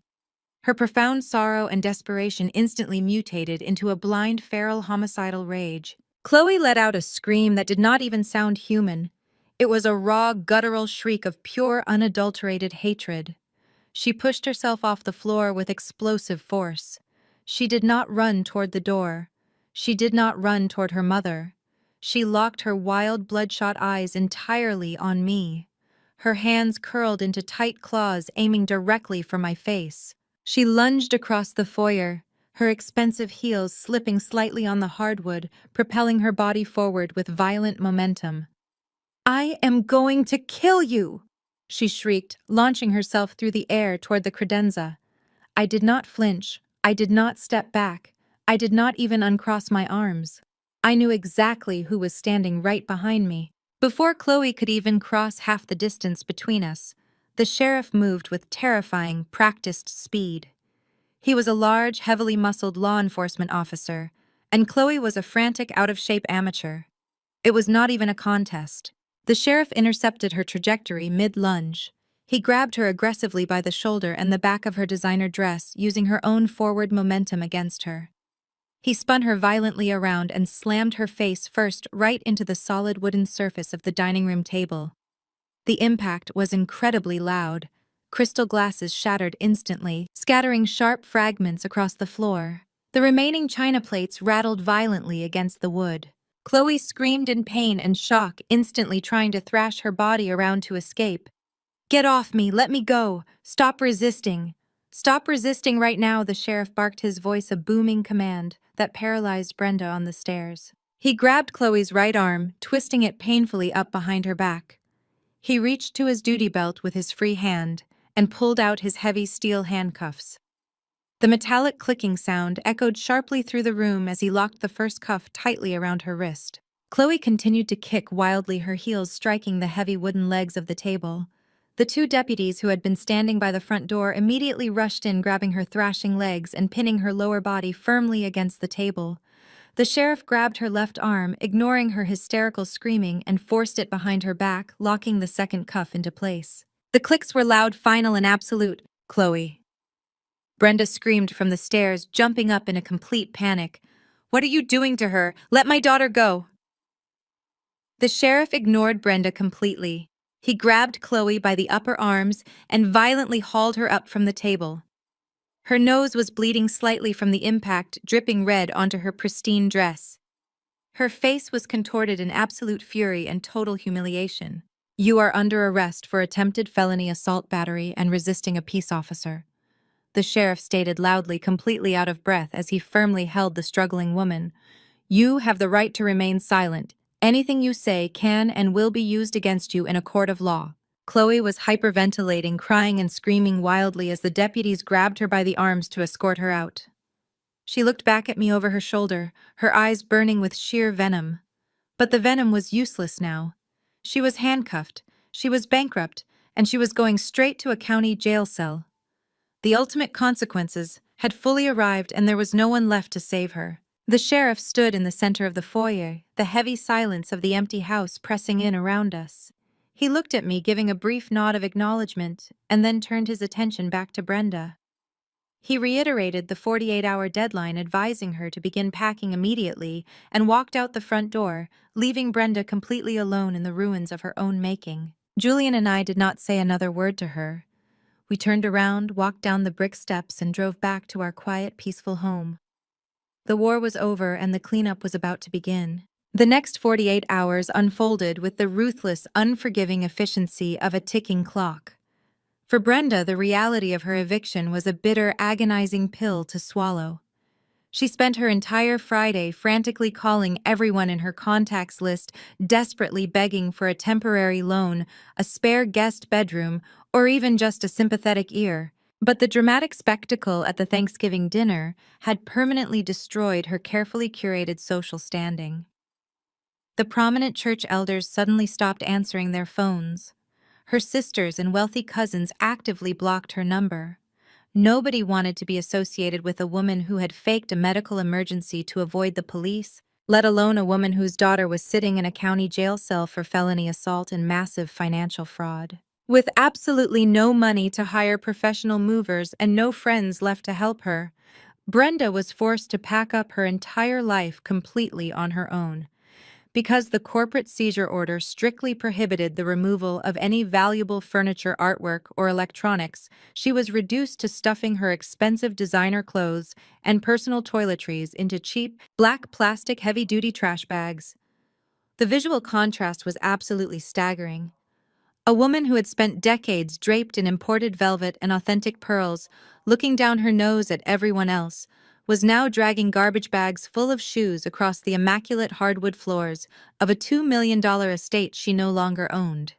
She had to leave behind the grand piano, the antique silver sets, and the massive crystal chandeliers she had always bragged about. By late Saturday afternoon, Brenda had managed to secure a tiny rundown one-bedroom apartment on the far outskirts of the city. It was situated in a dilapidated, dangerous complex, right next to a noisy industrial highway, miles away from her affluent country club lifestyle. She loaded her trash bags into the trunk of a cheap rental sedan.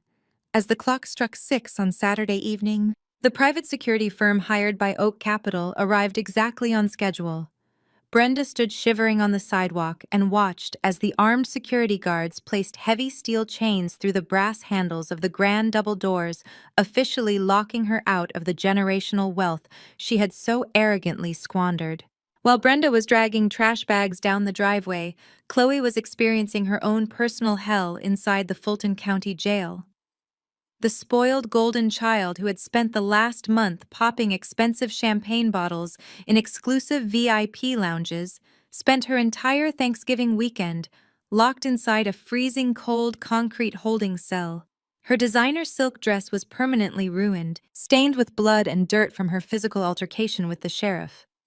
She was stripped of her expensive jewelry, processed like a common criminal, and forced to sit on a hard metal bench surrounded by people she usually looked down upon. Her arrogant facade completely shattered the moment the heavy iron bars slid shut.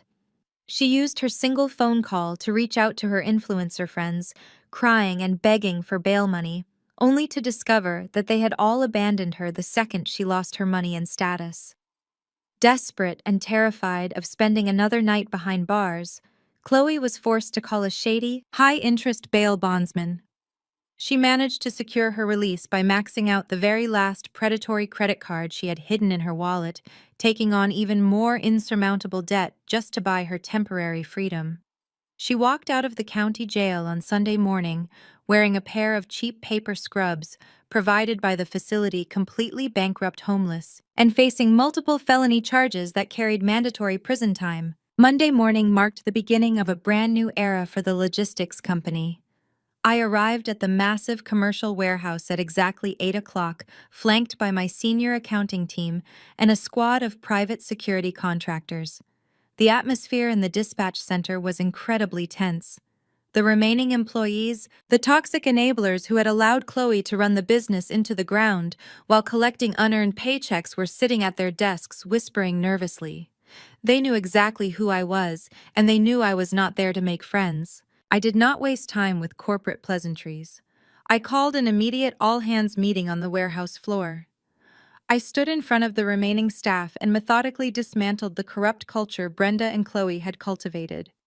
I fired the lazy dispatch manager who had actively ignored the retail vendor's phone calls while Chloe was day drinking. I terminated the corrupt bookkeeper who had helped Chloe manipulate the balance sheets to hide her massive cash withdrawals. I handed them their final severance checks, escorted them off the property with security, and officially purged the toxic rot from the payroll. With the deadweight completely removed, my financial team and I began the aggressive process of total liquidation. The family logistics company was no longer a viable operational business, but it possessed highly valuable hard assets. I hired a specialized commercial broker to auction off the massive fleet of delivery trucks. Because the supply chain market was currently experiencing a massive shortage of commercial vehicles, the trucks sold for a significant premium within days. We then placed the massive prime real estate warehouse up for sale, securing a highly lucrative cash offer from a national e-commerce corporation looking to expand their local distribution network. Every single penny generated from the liquidation of the trucks, the warehouse, and the eventual sale of Brenda's $2 million estate was meticulously gathered into a single corporate account. I did not keep a single dime of the profits for Oak Capital. Once the initial $50,000 defaulted loan, the secondary predatory loan, and the corporate legal fees were fully satisfied, I took the remaining millions and executed a flawless financial maneuver. I established a secure, high-yield, irrevocable trust fund, and I placed every single asset, every single dollar, and every single share of that trust entirely under Julian's name. I presented him with the leather-bound trust documents in our living room. I had not engineered this massive corporate takeover to steal his family wealth. I had engineered it to rescue the wealth from the parasites who were actively draining it and return his rightful legacy to him, completely clean and protected. A week later, the liquidation process was nearly complete. The massive commercial warehouse was almost entirely empty, completely cleared of the wooden pallets, the heavy machinery, and the decades of accumulated inventory. Julian decided to visit the property one last time before we officially handed the keys over to the new corporate buyers. He wanted to walk through the massive building his father had built from the ground up to find some semblance of personal closure before closing this dark chapter of his life forever. Julian walked slowly through the echoing empty dispatch center and pushed open the heavy wooden door to his late father's old corner office. The room had been stripped of its expensive furniture during the liquidation sale, leaving only the faded rectangular marks on the industrial carpet where the massive oak desk used to sit. Julian stood in the center of the room, breathing in the familiar scent of old paper diesel exhaust and strong coffee that always reminded him of his dad. As he turned to leave the empty office, his foot caught the edge of a loose floorboard near the back corner of the room, right where a heavy metal filing cabinet used to stand. Julian knelt down to inspect the uneven wood. He pressed his fingers against the edge of the board, and to his surprise, the wood shifted smoothly, sliding to the side to reveal a hidden, recessed cavity built directly into the concrete foundation. Inside the hidden compartment was a small, heavy steel lockbox. It was covered in a thick layer of gray dust, clearly untouched for years. Julian carefully lifted the heavy box out of the floor. The simple combination lock was set to his own birthday, a specific detail that immediately made his chest tighten with overwhelming emotion. He spun the dials, clicked the heavy brass latch open, and lifted the thick steel lid. The box did not contain emergency money or secret company ledgers or forgotten stock certificates. Lying at the very bottom of the cold steel box was a single plain white envelope. Julian picked up the envelope. The paper was slightly yellowed with age. His heart began to hammer fiercely against his ribs as he recognized the sharp, slanted handwriting scrawled boldly across the front. It was his father's unmistakable penmanship. The envelope was addressed simply to Julian, but it was the date written neatly in the top right corner that made the blood freeze completely in his veins. The handwritten letter was dated exactly 2 weeks before his father suddenly passed away. Julian stared down at the sealed envelope, his hands trembling slightly, realizing that the man who built this entire empire had left behind one final, hidden truth that Brenda had never been able to destroy. Julian broke the seal on the aged envelope with trembling fingers.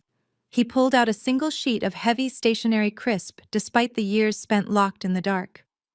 He sat on the edge of the floorboard, unfolding the letter under the harsh warehouse lights.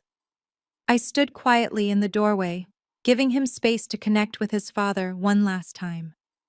As Julian read the handwritten words, I watched his posture change. The residual tension and lingering doubts he had carried since that disastrous dinner began to physically melt away from his shoulders. Julian looked at me, his eyes shining with unshed tears, his expression showing profound relief. He held the letter out to me. The message was incredibly direct, written with the clear judgment of a man who knew his time was short. His father wrote that he had spent his life building the company to provide security, but he was painfully aware of the toxic reality growing inside his own home. He stated that Brenda was obsessed with the appearance of wealth rather than hard work, and Chloe was completely consumed by her own entitlement. The most vindicating paragraph was at the bottom. His father wrote that his dying wish was for Julian to take absolute control of the estate, and he specifically mentioned me. He wrote that Julian found a partner with the exact uncompromising business mind needed to protect the family legacy from vultures. He intended to legally restructure the trust to ensure Brenda could never access the primary capital, but his heart condition took him before the lawyers finalized it. Brenda found this letter shortly after his death. Instead of honoring his final wishes, she locked it in the safe, buried the truth, and spent the next 5 years using the company as her personal weapon of control. Finding that letter was the ultimate closure Julian needed. It completely validated every single boundary we had set. He carefully folded the letter, placed it securely in his breast pocket, and walked out of that empty office without ever looking back. The ghost of his father's expectations had finally been laid to rest. With emotional ties severed, we moved forward with the final phase of liquidation. The $2 million estate where Brenda ruled her fake empire was officially listed. Because we stripped it of emotional value and treated it strictly as a distressed asset, it sold within 3 weeks to a real estate developer. The massive influx of capital from the house, combined with funds from the warehouse and truck fleet, was entirely secured in the irrevocable trust under Julian's name. But Julian and I had no interest in hoarding the money to buy expensive cars or flash designer labels. We knew the true value of generational wealth was not about projecting a fake image. It was about creating lasting positive impact. We took a significant portion of the liquidated funds and established a permanent educational endowment at the high school where Julian served as principal. We named the scholarship directly after his father, ensuring the man who actually built the wealth would be permanently honored. Every year, a full academic scholarship would be awarded to a graduating senior who demonstrated exceptional work ethic and a desire to study business administration. We took the money Brenda and Chloe tried to use for VIP nightclub tables and luxury handbags, and we turned it into a foundation that would actively change young lives for decades to come. The chaotic chapter of our lives involving Brenda and Chloe was permanently closed. We heard through the grapevine that Chloe had eventually taken a plea deal to avoid federal prison, resulting in 5 years of strict probation and mandatory restitution payments she would never realistically be able to afford. She was working a minimum wage retail job, her influencer dreams completely shattered. Brenda remained isolated in her tiny, noisy apartment, completely cut off from the church community she had once dominated, spending her days bitterly complaining to anyone who would listen about how her ungrateful son had stolen her life. But their misery was no longer our problem. We had completely detached our wagon from their sinking ship. Family is often presented as an unbreakable bond, a sacred obligation that requires you to endure endless disrespect simply because you share the same bloodline. But that is a toxic, dangerous lie. Loyalty should never require you to sacrifice your own financial security, your mental health, or your self-respect. Sometimes, the most loving thing you can do for yourself is to walk away from the people who are actively trying to destroy you. Julian and I did not just win a financial dispute, we performed a necessary surgical extraction. We completely removed a generational curse of financial abuse, narcissistic manipulation, and toxic entitlement before it could ever infect our own future. Today, my life is exactly what I built it to be. I am still the executive director at Oak Capital, managing high-stakes portfolios with the same ruthless efficiency. Julian is still the respected principal of his high school, guiding the next generation with integrity and purpose. We did not use the trust fund money to upgrade our lifestyle to match the fake elites. Instead, we used it to completely pay off the mortgage on our own beautiful, quiet home. As I peacefully sit right here on my back porch this beautiful evening, holding a warm cup of fresh coffee and watching the golden sun slowly set over the tall pine trees, I feel a profound, unshakable sense of calm. Julian steps out through the sliding glass door, resting his hand gently on my shoulder, before sitting in the chair next to mine. There are no debt collectors calling our phones.